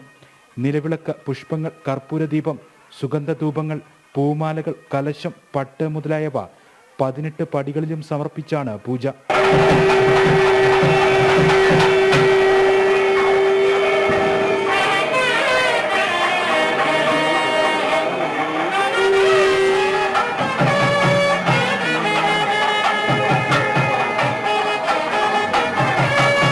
മകരവിളക്ക് കഴിഞ്ഞുള്ള ദിവസങ്ങളിലും ഉത്സവമാസ പൂജകളിലും ഓണം, വിഷു തുടങ്ങിയ വിശേഷങ്ങൾക്കുമാണ് പടിപൂജ പ്രധാനമായും നടക്കുക.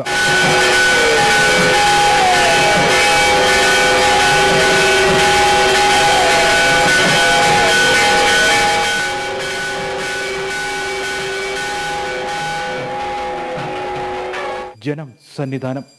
ഏറെക്കാലത്തെ ആഗ്രഹമായ വിമാനയാത്ര എന്ന സ്വപ്നം കൂട്ടായ അധ്വാനത്തിലൂടെ സാക്ഷാത്കരിക്കുകയാണ് കൊല്ലം പനയത്തെ കുടുംബശ്രീ അംഗങ്ങൾ.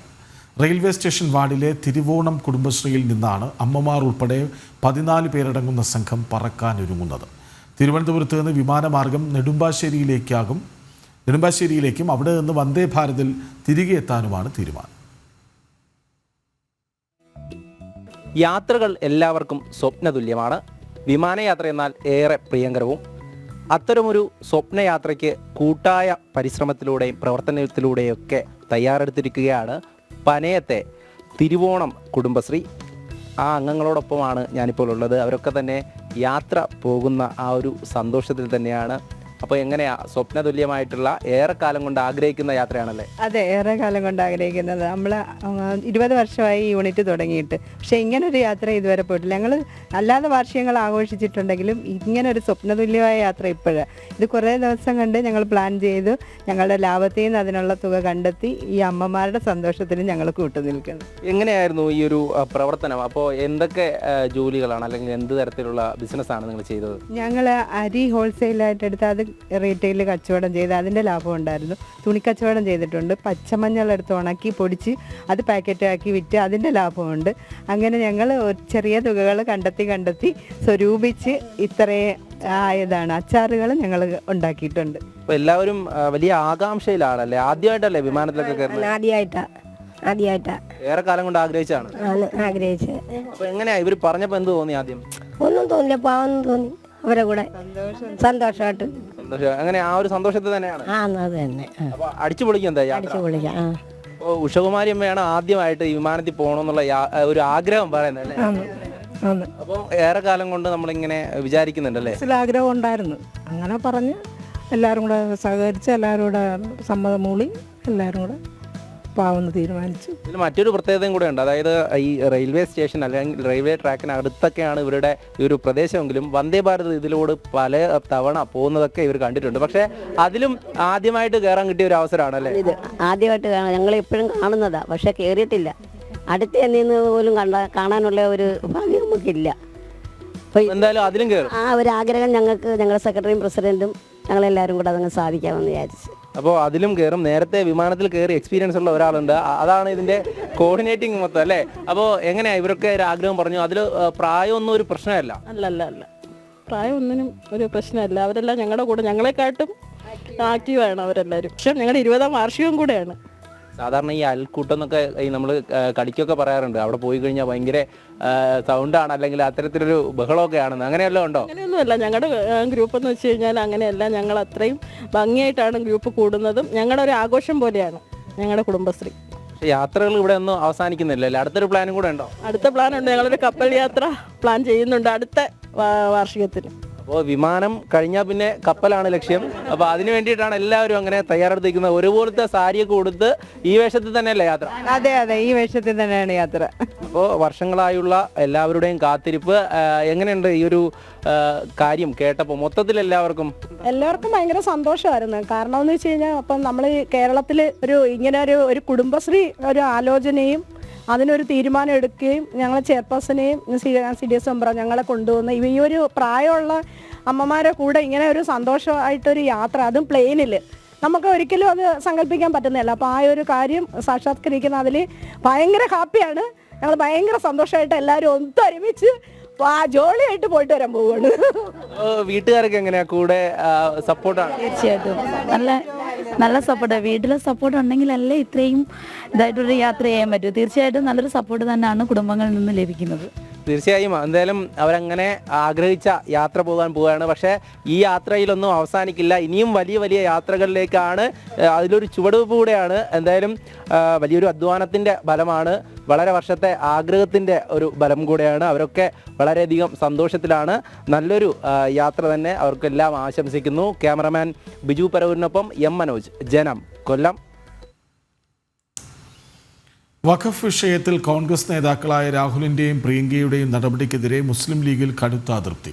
ഇരുവരുടെയും നിലപാട് കേരളത്തിൽ ദൂരവ്യാപക പ്രത്യാഘാതമുണ്ടാക്കുമെന്നാണ് ലീഗിൻ്റെ മുന്നറിയിപ്പ്. വഖഫ് പോലെ ഏറ്റവും ഗൗരവമായ ഒരു വിഷയത്തെ ലാഘവത്തോടെ കൈകാര്യം ചെയ്തത് ശരിയായില്ല. അതൃപ്തി ഇരുവരെയും നേരിട്ടറിയിക്കാനാണ് ലീഗിൻ്റെ തീരുമാനം. വിവരങ്ങളുമായി അരുൺ കൊടുങ്ങൂറൊപ്പം ചേരുന്നു. അരുൺ, ഒടുവിൽ ലീഗ് തിരിച്ചറിയുന്നു രാഹുലിൻ്റെയും പ്രിയങ്കയുടെയും അസാന്നിധ്യം വലിയ തിരിച്ചടിക്കുള്ള തുടക്കമാണെന്ന്, അല്ലേ? തീർച്ചയായും അത് തന്നെയാണ് കാണുന്നത്. എന്തായാലും ഏറ്റവും പ്രധാനപ്പെട്ട ഒരു കാര്യത്തിലേക്ക് വരുമ്പോൾ ഈ രാഹുലും പ്രിയങ്കയും ഈ ഒരു വഖഫ് വിഷയത്തിൽ സ്വീകരിച്ച ആ നിലപാട് അത് ഒരു കാരണവശാലും അംഗീകരിക്കാൻ കഴിയുന്ന ഒരു കാര്യമല്ല എന്നാണ് ലീഗിൻ്റെ പൊതുവികാരം. അതുകൊണ്ട് തന്നെയാണ് ഇന്നലെ സ്വന്തമായി സമരം പ്രഖ്യാപിച്ച ഈ വിഷയത്തിൽ മുന്നോട്ട് പോകാൻ ലീഗ് തീരുമാനിച്ചത്. ഏപ്രിൽ 16 ഒരു മഹാറാലി നടത്താനാണ് ലീഗ് തീരുമാനിച്ചിരിക്കുന്നത്. അതോടൊപ്പം തന്നെ കോൺഗ്രസ് ഈ വിഷയത്തിൽ സുപ്രീം കോടതിയിൽ പോകുന്നു. അതോടൊപ്പം തന്നെ മുസ്ലിം ലീഗ് തന്നെ ഈ ഒരു വിഷയത്തിൽ സുപ്രീം കോടതിയിലേക്ക് പോകാനാണ് നിശ്ചയിച്ചിരിക്കുന്നത്. എന്തായാലും രണ്ടായി തിരിഞ്ഞുകൊണ്ടുള്ള ഒരു സമരം, രണ്ടായി തിരിഞ്ഞുകൊണ്ടുള്ള ഒരു രീതിയിലേക്ക് പോവുകയാണ്. അതിലേറ്റവും പ്രധാനപ്പെട്ട ഒരു കാര്യം, ഇത്ര ഒരു പ്രധാനപ്പെട്ട ഒരു ബില്ല് വരുമ്പോൾ അതിൽ എത്ര ലാഘവത്തോടെയാണ് പ്രിയങ്കയും രാഹുലും ഈ വിഷയത്തെ കൈകാര്യം ചെയ്തതെന്നാണ് മുസ്ലിം ലീഗ് നേതാക്കൾ ചോദിക്കുന്നത്. കാരണം ഇതുവരെയും നമ്മളുടെ സംരക്ഷകരെന്ന് കരുതിയിരുന്ന ആളുകൾ ഒരു തരത്തിലുള്ള ഇടപെടലുകളും ഈ ഒരു വിഷയത്തിൽ നടത്തിയിട്ടില്ല എന്നാണ് മുസ്ലിം ലീഗ് നേതാക്കൾ രഹസ്യമായി പറയുന്നത്. എന്തായാലും വരും ദിവസങ്ങളിൽ ഈ വിഷയത്തിൽ പരസ്യ പ്രതികരണത്തിലേക്ക് പോകാൻ തന്നെയാണ് ലീഗ് നേതാക്കളുടെ തീരുമാനം. അത് കർശനമായി തന്നെ മുന്നോട്ട് കൊണ്ടുപോവുകയും കർശനമായ നിലപാട് ഇത് അവരെടുക്കുകയും ചെയ്യും. എന്തായാലും കേരളത്തിൽ ഈ ഒരു നിലപാട് ദൂരവ്യാപകമായ പ്രത്യാഘാതം ഉണ്ടാക്കുമെന്നുള്ള ഒരു മുന്നറിയിപ്പാണ് ലീഗ് നേതാക്കൾ മുന്നോട്ട് വെക്കുന്നത്. എന്തായാലും ലീഗ് നേതാക്കൾ പരസ്യമായി തന്നെ മാധ്യമങ്ങളെ കണ്ട് ഈ നിലപാടൊക്കെ വ്യക്തമാക്കാനുള്ള ഒരു സാഹചര്യം ആദ്യഘട്ടത്തിൽ കാര്യമായ വിമർശനം രാഹുലിനും പ്രിയങ്കയ്ക്കുമെതിരെ നടത്തിയില്ല എങ്കിൽ പോലും കൃത്യമായ ഒരു നിലപാട് ഈ വിഷയത്തിൽ ലീഗിനുണ്ട്. അത് വരും ദിവസങ്ങളിൽ പുറത്ത് കൊണ്ടുവരുമെന്നാണ് പറയുന്നത്. എന്തായാലും വലിയ ഭൂരിപക്ഷത്തോടെ പ്രിയങ്കയും വയനാട്ടിൽ നിന്ന് വിജയിച്ചു. അതിൽ നിർണായക ഒരു പങ്ക് ലീഗിനുണ്ട്. എന്നിട്ട് പോലും പാർലമെന്റിൽ ഇത്തരം ഒരു പ്രധാനപ്പെട്ട കാര്യങ്ങളൊക്കെ തന്നെ വരുമ്പോൾ, അല്ലെങ്കിൽ ഈ ഒരു നിയമങ്ങൾ വഖഫിന്റെ ചർച്ചകളൊക്കെ തന്നെ വരുമ്പോൾ പ്രിയങ്കയുടെ ഒരു അസാന്നിധ്യം അത് വലിയ രീതിയിലുള്ള രാഷ്ട്രീയ തിരിച്ചടിയായി എന്നുള്ളത് തന്നെയാണ് ലീഗിന്റെ വിലയിരുത്തൽ. ഈ ഒരു അതൃപ്തി നേരിട്ട് അറിയിക്കാൻ തന്നെയാണ് ലീഗിന്റെ തീരുമാനം. കൃഷ്ണരാജ്, ലീഗിന് അതൃപ്തിയുണ്ട്. രാഹുലും പ്രിയങ്കയും വഖഫ് ഭേദഗതി ബിൽ അവതരിപ്പിച്ച ദിവസത്തെ അവരുടെ ലാഘവ സമീപനത്തെ വിവരങ്ങൾ നൽകുകയായിരുന്നു അരുൺ കൊടു. CPM 24ാം പാർട്ടി കോൺഗ്രസിലെ സംഘടനാ റിപ്പോർട്ടിന്മേലുള്ള ചർച്ച ഇന്ന് നടക്കും. കേരള ഘടകത്തെ പ്രതിനിധീകരിച്ച് 8 പേർ ചർച്ചയിൽ പങ്കെടുക്കും. പുതിയ ജനറൽ സെക്രട്ടറി ആരാകണമെന്നത് സംബന്ധിച്ച് ഇന്ന് വൈകിട്ടത്തെ PB യോഗം ചർച്ച ചെയ്യും. MA ബേബിയുടെയും കിസാൻ സഭ ദേശീയ അധ്യക്ഷൻ അശോക് ധാവളയുടെയും പേരുകളാണ് പരിഗണനയിൽ ഉള്ളത്. വിവരങ്ങളുമായി സുധീഷ് ഗോപാലൊപ്പം ചേരുന്നു. സുധീഷ്, പാർട്ടി കോൺഗ്രസിൻ്റെ സംഘടനാ റിപ്പോർട്ടിന്മേലുള്ള ചർച്ചയാണ്. അത് വളരെ അവരെ സംബന്ധിച്ച് വലിയ പ്രധാനപ്പെട്ടതുമാണ്. കേരളത്തിൽ നിന്ന് 8 പേർ പങ്കെടുക്കുന്നുണ്ട് ചർച്ചയിൽ. അതുപോലെ തന്നെ പ്രധാനമാണ് പുതിയ ജനറൽ സെക്രട്ടറിയുടെ തെരഞ്ഞെടുപ്പും. എന്താണ് വിവരങ്ങൾ? നാലാം പാർട്ടി കോൺഗ്രസുമായി ബന്ധപ്പെട്ട് ഇന്നലെ മുതിർന്ന PB അംഗമായ BV രാഘവലു അവതരിപ്പിച്ച കരട് സംഘടനാ റിപ്പോർട്ടിന്മേലുള്ള ചർച്ചയാണ് ഇന്ന് പ്രധാനമായും ഈ പാർട്ടി കോൺഗ്രസുമായി ബന്ധപ്പെട്ട് നടക്കുക. അത് രാവിലെ മുതൽ തന്നെ ആരംഭിക്കും. അതിന് ശേഷം വൈകിട്ട് PB ചേർന്ന് പുതിയ ജനറൽ സെക്രട്ടറി ആരുന്നതിനെ സംബന്ധിച്ച ചർച്ചകൾ നടത്തും എന്നതാണ് അറിയുന്നത്. പ്രധാനമായും രണ്ട് പേരുകൾ തന്നെയാണ് ഉയർന്നു കേൾക്കുന്നത്. അതിൽ ഒന്നാമത്തേത് PBയിലെ ഇനിയും പ്രായപരിധിയുടെ പേരിൽ മാറ്റങ്ങൾ വന്നതിന് ശേഷമുള്ള മുതിർന്ന അംഗം എന്ന നിലയിലുള്ള MA ബേബി, അതോടൊപ്പം തന്നെ BV രാഘവലു, അതോടൊപ്പം തന്നെ ആണ് അശോക് ദവാളെ. ഈ മൂന്ന് പേരുകൾ ചർച്ചയിലുണ്ടെങ്കിലും രാഘവലുവിന് സാധ്യത വളരെ കുറവാണ് എന്നതാണ് അറിയുന്നത്. കാരണം അദ്ദേഹത്തിൻ്റെ സ്വന്തം ഘടകത്തിൽ നിന്ന് പോലും പൂർണ്ണമായ ഒരു പിന്തുണ ഇല്ല എന്ന സൂചന ലഭിക്കുന്നു. എന്നാൽ ബംഗാൾ ഘടകമടക്കം അശോക് ദാവളയെ പിന്തുണയ്ക്കുന്നുണ്ട്. എന്നാൽ കേരളം, തെലുങ്കാന, അതോടൊപ്പം തന്നെ കർണാടക, തമിഴ്നാട് സംസ്ഥാനങ്ങളിൽ നിന്നെല്ലാം പിന്തുണ MA ബേബിക്കുണ്ട്. പിണറായി വിജയൻ്റെ പൂർണ്ണ ഒരു പിന്തുണ ഇല്ലെങ്കിൽ കൂടിയും ജനറൽ സെക്രട്ടറി ആവാനുള്ള ഒരു സാധ്യത തന്നെയാണ് MA ബേബിക്ക് ഇപ്പോൾ നിലനിൽക്കുന്നത്. ഈ ഒരു പശ്ചാത്തലത്തിൽ തന്നെ കേന്ദ്ര കമ്മിറ്റിയിലേക്ക് 2 ഒഴിവുകളാണ് ഇപ്പം PK ശ്രീമതിയുടെയോ AK ബാലൻ്റെയും ഒഴിവുകളാണ് വന്നിട്ടുള്ളതെങ്കിൽ കൂടിയും അംഗത്വത്തിലുണ്ടായ വർധനവിൻ്റെ പേരിൽ ഒരാളെ കൂടി കേന്ദ്ര കമ്മിറ്റിയിലേക്ക് പരിഗണിക്കും. അങ്ങനെ 3 പേരെ കേരളത്തിൽ നിന്നും പരിഗണിക്കുമ്പോൾ അത് ആരാകണമെന്ന ചർച്ചയും പുരോഗമിക്കുകയാണ്. അതിൽ ഏറ്റവും പ്രധാനമായും TP രാമകൃഷ്ണൻ, LDF കൺവീനർ കൂടിയായ TP രാമകൃഷ്ണൻ്റെ പേരാണ് ഉയർന്നു കേൾക്കുന്നത്. അതോടൊപ്പം തന്നെ PBയിലേക്ക് ഒരു വനിതയും ഉൾപ്പെടുത്തേണ്ടതുണ്ട്. അതിൽ TN സീമയുടെ പേരാണ് പ്രധാനമായും ഉയർന്നു വരുന്നത്. എന്നാൽ മേഴ്സിക്കുട്ടിയമ്മയാണ് ഏറ്റവും മുതിർന്ന അംഗമെങ്കിൽ പോലും പഴയ VS പക്ഷക്കാരി എന്ന നിലയിൽ പിണറായി വിജയനും പിണറായി അനുകൂലികൾക്കും എല്ലാം ഒട്ടും താല്പര്യമില്ലാത്ത ഒരു വ്യക്തിയായി മേഴ്സിക്കുട്ടിയമ്മ തഴയപ്പെടാനാണ് സാധ്യതയെന്നാണ് വിലയിരുത്തപ്പെടുന്നത്. അതോടൊപ്പം തന്നെ സൈനബയുടെ പേരും പരിഗണനയിലുണ്ട്. സൈനബയോ TN സീമയോ ആവും വനിത എന്ന നിലയിൽ കേന്ദ്ര കമ്മിറ്റിയിലേക്ക് പുതിയതായി എത്തുക എന്നാണ് സൂചന. പുത്തലത്ത് ദിനേശൻ്റെ പേരും കേന്ദ്ര കമ്മിറ്റിയിലേക്ക് പരിഗണിക്കുന്നുണ്ട്. എന്നാൽ പുത്തലത്ത് ദിനേശനെ ഒഴിവാക്കിക്കൊണ്ട് മുഹമ്മദ് റിയാസ് കേന്ദ്ര കമ്മിറ്റിയിലേക്ക് വരുമോ എന്നതും സംശയിക്കേണ്ടിയിരിക്കുന്നു. അതിലൊരു പ്രത്യേക പരിഗണന പിണറായിയുടെ താല്പര്യം കൂടി കണക്കിലെടുത്തുകൊണ്ട് മുഹമ്മദ് റിയാസിനെ അത്തരത്തിൽ കൊണ്ടുവരാനുള്ള സാധ്യതയുണ്ടെന്നാൽ MB രാജേഷിനെ പോലുള്ള റിയാസിനേക്കാൾ സീനിയറായവർ ഇതുവരെയും സംസ്ഥാന സെക്രട്ടേറിയറ്റിൽ പോലും എത്താത്ത ഒരു സാഹചര്യത്തിലാണ് ഇത്തരം ഒരു അവസ്ഥ നിലനിൽക്കുന്നത്. എന്തു തന്നെയായാലും പാർട്ടിക്കുള്ളിൽ ഇന്ന് കുലങ്കുഷമായ ചർച്ചകൾ തന്നെയാവും പുതിയ കേന്ദ്ര കമ്മിറ്റി അംഗങ്ങളെ ചൊല്ലിയും അതോടൊപ്പം തന്നെ PB പാർട്ടി ജനറൽ സെക്രട്ടറിയെ ചൊല്ലിയും ഉണ്ടാവുക. നാളെ രാവിലെ കൂടി PB ചേർന്നുകൊണ്ട് ഇതിലൊരു അന്തിമ തീരുമാനത്തിലേക്ക് എത്തും എന്നതാണ് നമുക്ക് അറിയാൻ കഴിയുന്നതും. കൃഷ്ണരാജ്. യെസ്, CPM 24-ാം പാർട്ടി കോൺഗ്രസിലെ സംഘടനാ റിപ്പോർട്ടിന്മേലുള്ള ചർച്ച ഇന്ന് നടക്കും. വിവരങ്ങൾ നൽകുകയായിരുന്നു സുധീഷ് ഗോപാൽ. നിയമസഭയിലെ EMS സ്മൃതി ഡിജിറ്റൽ മ്യൂസിയത്തിനായി സർക്കാർ ചെലവഴിക്കുക 2.25 കോടി. 6 വർഷം മുൻപ് 82 ലക്ഷം രൂപ വകയിരുത്തിയ പദ്ധതിയുടെ എസ്റ്റിമേറ്റാണ് 2.25 കോടിയിലെത്തിയത്. സർക്കാരിൻ്റെ കാലാവധി അവസാനിക്കും മുൻപ് പദ്ധതി പൂർത്തിയാക്കാനുള്ള നീക്കം സാമ്പത്തിക പ്രതിസന്ധി അവഗണിച്ചാണ്. വിവരങ്ങളുമായി പ്രജിത്ത് മോഹനൊപ്പം ചേരുന്നു. പ്രജിത്ത്, ആശമാരുടെ ശമ്പളം വർദ്ധിപ്പിക്കാനില്ല, അവിടെ CPO വനിതാ ഉദ്യോഗസ്ഥർ ആകാനുള്ള കാത്തിരിപ്പിൽ ആ ഒരു സ്വപ്നം പൊലിയുമെന്ന പേടിയിൽ കുറേ പേർ സമരമിരിക്കുന്നു. ബാക്കി കാര്യങ്ങൾക്കൊന്നും സർക്കാരിൻ്റെ കയ്യിൽ പണമില്ല, ഒന്നുമില്ല എന്ന നിലവിളിയാണ് എപ്പോഴും കേൾക്കാറ്. പക്ഷേ ഇപ്പോൾ 82 ലക്ഷം രൂപ വകയിരുത്തിയ ഒരു പദ്ധതിക്ക് 2.25 കോടി ചെലവാക്കാൻ തീരുമാനിക്കുന്നു. അതും എത്രയും പെട്ടെന്ന്. വിവരങ്ങൾ.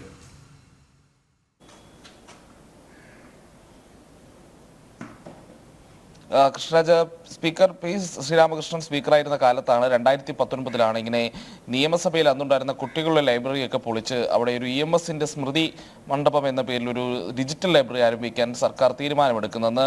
ഇതിനുവേണ്ടി 82 ലക്ഷം രൂപ വകയിരുത്തിയാണ് ആദ്യത്തെ ഉത്തരവ് വരുന്നത്. അതിനുശേഷം പിന്നീട് അത് സംബന്ധിച്ച് ചില വിവാദങ്ങളുണ്ടായി. പ്രത്യേകിച്ച് ഇത്തരത്തിലൊരു ഡിജിറ്റൽ ലൈബ്രറി സ്ഥാപിക്കാൻ പാർട്ടി ചാനലിലെ ഒരു മാധ്യമ പ്രവർത്തകനെ ഏൽപ്പിച്ചതും അതിനുള്ള യോഗ്യത അല്ലെങ്കിൽ പരിചയസമ്പന്നതയൊന്നും ഇയാൾക്കില്ല എന്നടക്കമുള്ള വിമർശനങ്ങൾ വന്നു. പിന്നീട് പദ്ധതി ഏതാണ്ട് നിലച്ച മട്ടായിരുന്നു.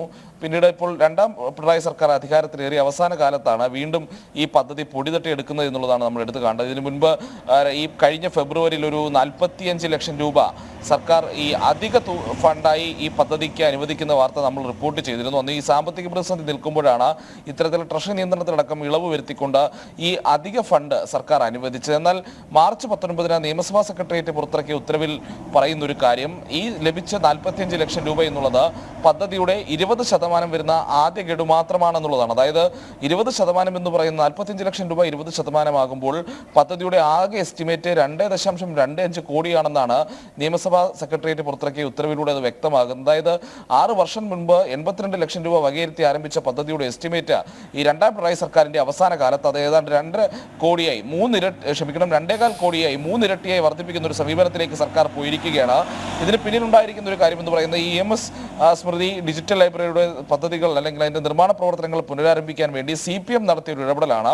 CPM വളരെ ഈ വർഷം ആരംഭത്തിൽ തന്നെ എത്രയും പെട്ടെന്ന് ഈ സ്മൃതി മന്ദിരത്തിന്റെ നിർമ്മാണം പൂർത്തിയാക്കണമെന്നുള്ള ഒരു ആവശ്യം മുന്നോട്ട് വെച്ചു. പിന്നാലെ സ്പീക്കർ എൻ ഷംസീർ ഇതിനായി അധിക തുകയെ അനുവദിക്കണമെന്നുള്ള ഒരു കത്ത് സർക്കാരിന് കൈമാറുന്ന സാഹചര്യമുണ്ടായി. ഈ കത്തിന് വളരെ പെട്ടെന്ന് തന്നെ മുഖ്യമന്ത്രിയും ധനമന്ത്രിയും ഒക്കെ അംഗീകാരം നൽകിക്കൊണ്ടാണ് ഈ 45 ലക്ഷം രൂപ അനുവദിച്ചിരിക്കുന്ന തുക ഇപ്പോൾ ഈ നിർമ്മാണത്തിന് കൈമാറാനുള്ള ഒരു ഉത്തരവാണ് നിയമസഭാ സെക്രട്ടേറിയറ്റിൽ നിന്നും പുറത്തു വന്നിരിക്കുന്നത്. അങ്ങനെ ഈ സർക്കാരിന്റെ കാലാവധി തീരാൻ ഏതാണ്ട് 12 മാസം മാത്രം ബാക്കി നിൽക്കുന്നു. അതിനുള്ളിൽ ഈ നിർമ്മാണ പ്രവർത്തനം പൂർത്തിയാക്കേണ്ടതാണ് സർക്കാർ ലക്ഷ്യമിടുന്നത്. പ്രത്യേകിച്ച് ഈ സർക്കാരിന്റെ കാലത്ത് ഈ നിർമ്മാണ പ്രവർത്തനങ്ങൾ പൂർത്തിയാക്കിയില്ലെങ്കിൽ അടുത്ത സർക്കാരിന്റെ കാലത്ത് ഇത് എതിർ പാർട്ടിയാണെങ്കിൽ മറ്റൊരു സർക്കാരാണ് വരുന്നതെങ്കിൽ ഈ പദ്ധതി നടപ്പിലാകില്ല എന്നുള്ളൊരു തിരിച്ചറിവിന്റെ കൂടി അടിസ്ഥാനത്തിലാണ് CPM-ൽ പ്രത്യേക താല്പര്യം ഈ പദ്ധതിക്ക് വേണ്ടി എടുക്കുന്നത്. ഇപ്പോൾ 3 ഇരട്ടി തുകയിലേക്ക് എസ്റ്റിമേറ്റ് തുക എത്തി നിൽക്കുന്ന ഒരു സാഹചര്യം ഉണ്ടാകുന്നത്.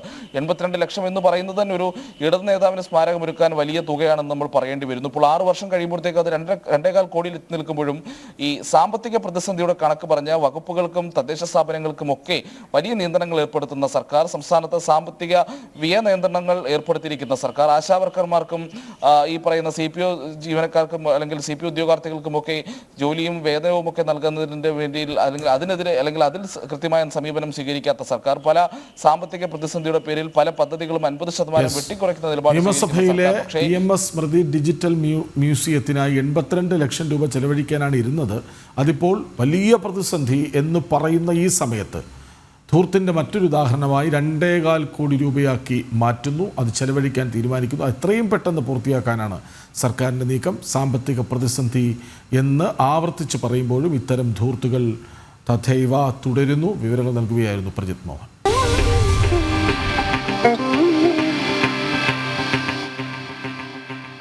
തിരുവനന്തപുരത്തെ IB ഉദ്യോഗസ്ഥയുടെ ആത്മഹത്യയിൽ സഹപ്രവർത്തകനായ സുകാന്ത് സുരേഷിനെ കണ്ടെത്താനാകാതെ പോലീസ്. യുവതിയുടെ ആത്മഹത്യയ്ക്ക് ശേഷം ഒളിവിൽ പോയ സുകാന്ത് സംസ്ഥാനം വിട്ടെന്നാണ് സംശയം. പ്രതിക്കെതിരെ ലുക്കൌട്ട് നോട്ടീസ് പുറപ്പെടുവിച്ചതിന് പിന്നാലെ ബലാത്സംഗ കുറ്റം ചുമത്തി പോലീസ് കേസെടുത്തിരുന്നു. വിവരങ്ങളുമായി പ്രശാന്ത് ഒപ്പം ചേരുന്നു. പ്രശാന്ത്, ഇരുട്ടിൽ തപ്പുകയാണോ പോലീസ്?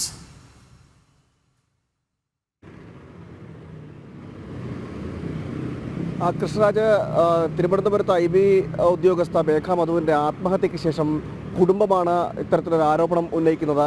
അതായത് മകളുടെ ആത്മഹത്യയ്ക്ക് കാരണം മറ്റൊരു ഉദ്യോഗസ്ഥനാണ്, അതും IBയിലെ ഒരു ഉദ്യോഗസ്ഥനാണ്, സഹപ്രവർത്തകനാണെന്നൊരു ആരോപണം കുടുംബം ഉന്നയിക്കുന്നത്. അതിന് പിന്നാലെയാണ് ഈ പോലീസും ഈ അന്വേഷണം ആരംഭിക്കുന്നത്.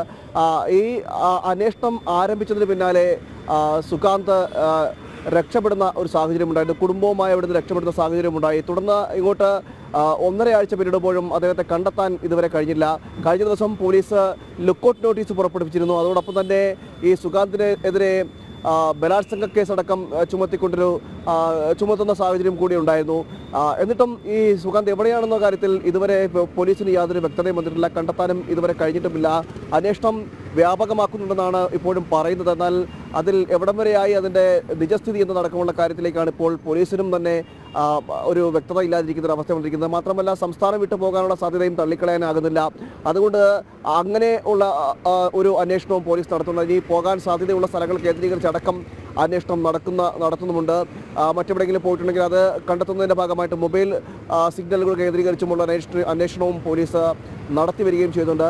അതിനിടയിൽ സുകാന്ത് വക്കീൽ മുഖാന്തരം ഹൈക്കോടതിയിലൊരു ജാമ്യാപേക്ഷ സമർപ്പിച്ചിരുന്നു. അതായത് ഈ ആത്മഹത്യ ചെയ്യപ്പെട്ട IB ഉദ്യോഗസ്ഥയും താനുമായി പ്രണയത്തിലായിരുന്നു. ഇരുവരും തമ്മിൽ വിവാഹം കഴിക്കുവാൻ നേരത്തെ ഇരുവരും നിശ്ചയിച്ചതാണ്. ആ കുടുംബവുമായി, തൻ്റെ കുടുംബം ഈ മേഘയുടെ കുടുംബവുമായി സംസാരിച്ചിരുന്നിരുന്നു എന്ന ഒരു കാര്യം കൂടി അദ്ദേഹം മുന്നോട്ട് പറയുകയും ചെയ്തു. ഈ ജാമ്യ വ്യവസ്ഥയുടെ ഭാഗമായിട്ട് പറഞ്ഞിരുന്നു. എന്നാൽ കുടുംബം ഇത് അംഗീകരിച്ചിട്ടില്ല. കാരണം കുടുംബം ഇത് അംഗീകരിക്കാൻ തയ്യാറായില്ല. മാത്രമല്ല, ഈ മേഘയെ ചൂഷണം ചെയ്തിരുന്നു, ലൈംഗികമായി ചൂഷണം ചെയ്തിരുന്നു എന്ന കാര്യം കുടുംബം പറയുന്നു. അതായത് മറ്റൊരു ഹോസ്പിറ്റലിൽ വെച്ച്, ആശുപത്രിയിൽ വെച്ച് ഗർഭചിത്രമടക്കം നടക്കുന്ന ഒരു സാഹചര്യം ഉണ്ടായിരുന്നു എന്നും കുടുംബം പറയുന്നുണ്ട്. ഇത് ചൂഷണം ചെയ്തതിൻ്റെ ഭാഗമായിട്ടാണ് എന്നതാണ് ഇപ്പോൾ കുടുംബവും ആരോപിക്കുന്നത്. എന്തായാലും പോലീസിൻ്റെ ഭാഗത്തു നിന്നും ഇതുവരെ അന്വേഷണം കാര്യക്ഷമമാണോ എന്ന് ചോദിച്ചു കഴിഞ്ഞാൽ അത് അല്ല എന്ന് നമുക്ക് വേണം പറയേണ്ടിയിരിക്കുന്നത്. കാരണം ഇത്രയും കാലം ഒരു 1.5 ആഴ്ച പിന്നിടുന്നു ആത്മഹത്യയ്ക്ക് ശേഷം. അതിനുശേഷവും ഈ സുഗാന്തിനെ കണ്ടെത്താൻ പോലീസിന് സാധിച്ചില്ല എന്നതാണ് ഏറ്റവും എടുത്തു പറയുന്നത്. എവിടെയെന്ന ചോദ്യത്തിന് യാതൊരു ഉത്തരവുമില്ല. എന്നാൽ പോലീസ് അന്വേഷണം നടത്തുന്നുണ്ട് എന്ന് മാത്രമാണ് പറയുകയും ചെയ്തത്.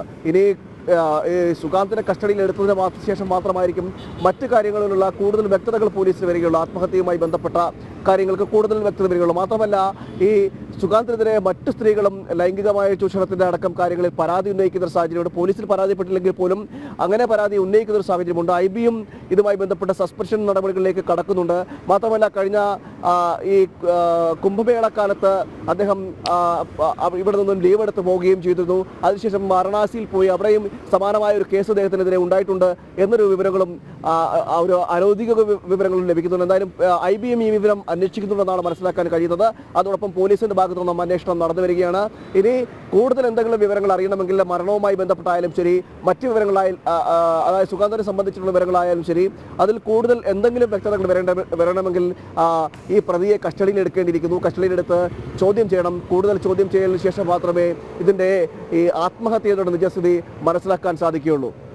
കൃഷ്ണരാജ്, പ്രശാന്ത് ശങ്കരമംഗലത്താണ് വിവരങ്ങൾ നൽകിയത്. ഇന്ന് ഞങ്ങളുടെ റിപ്പോർട്ടർ M. മനോജിൻ്റെ ജന്മദിനമാണ്. വളരെ സജീവമായി വാർത്താ പരിസരത്ത് നിൽക്കുന്ന ഒരാളാണ് മനോജ്. ഏത് ഇടത്തേക്ക് റിപ്പോർട്ടിങ്ങിന് പോകണം എന്നാവശ്യപ്പെട്ടാലും അവിടെയൊക്കെയും ഓടിച്ചെന്ന് കൃത്യമായി അതൊക്കെ പഠിച്ച് റിപ്പോർട്ട് ചെയ്യുന്ന ഒരാളാണ് മനോജ്. ഞങ്ങളുടെ കുഞ്ഞനുജനാണ്. എപ്പോഴും ചിരിച്ച മുഖമാണ്. M. മനോജിന് ജനം കുടുംബത്തിൻ്റെ 1000 ജന്മദിനം ആശംസകൾ നേരുകയാണ്.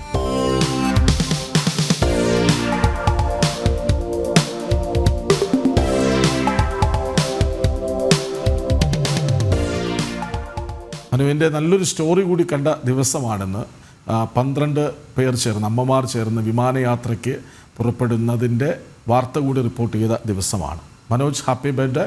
പുത്തൻ പുള്ളി പൂർണ്ണമാകുന്നു. നമസ്തേ.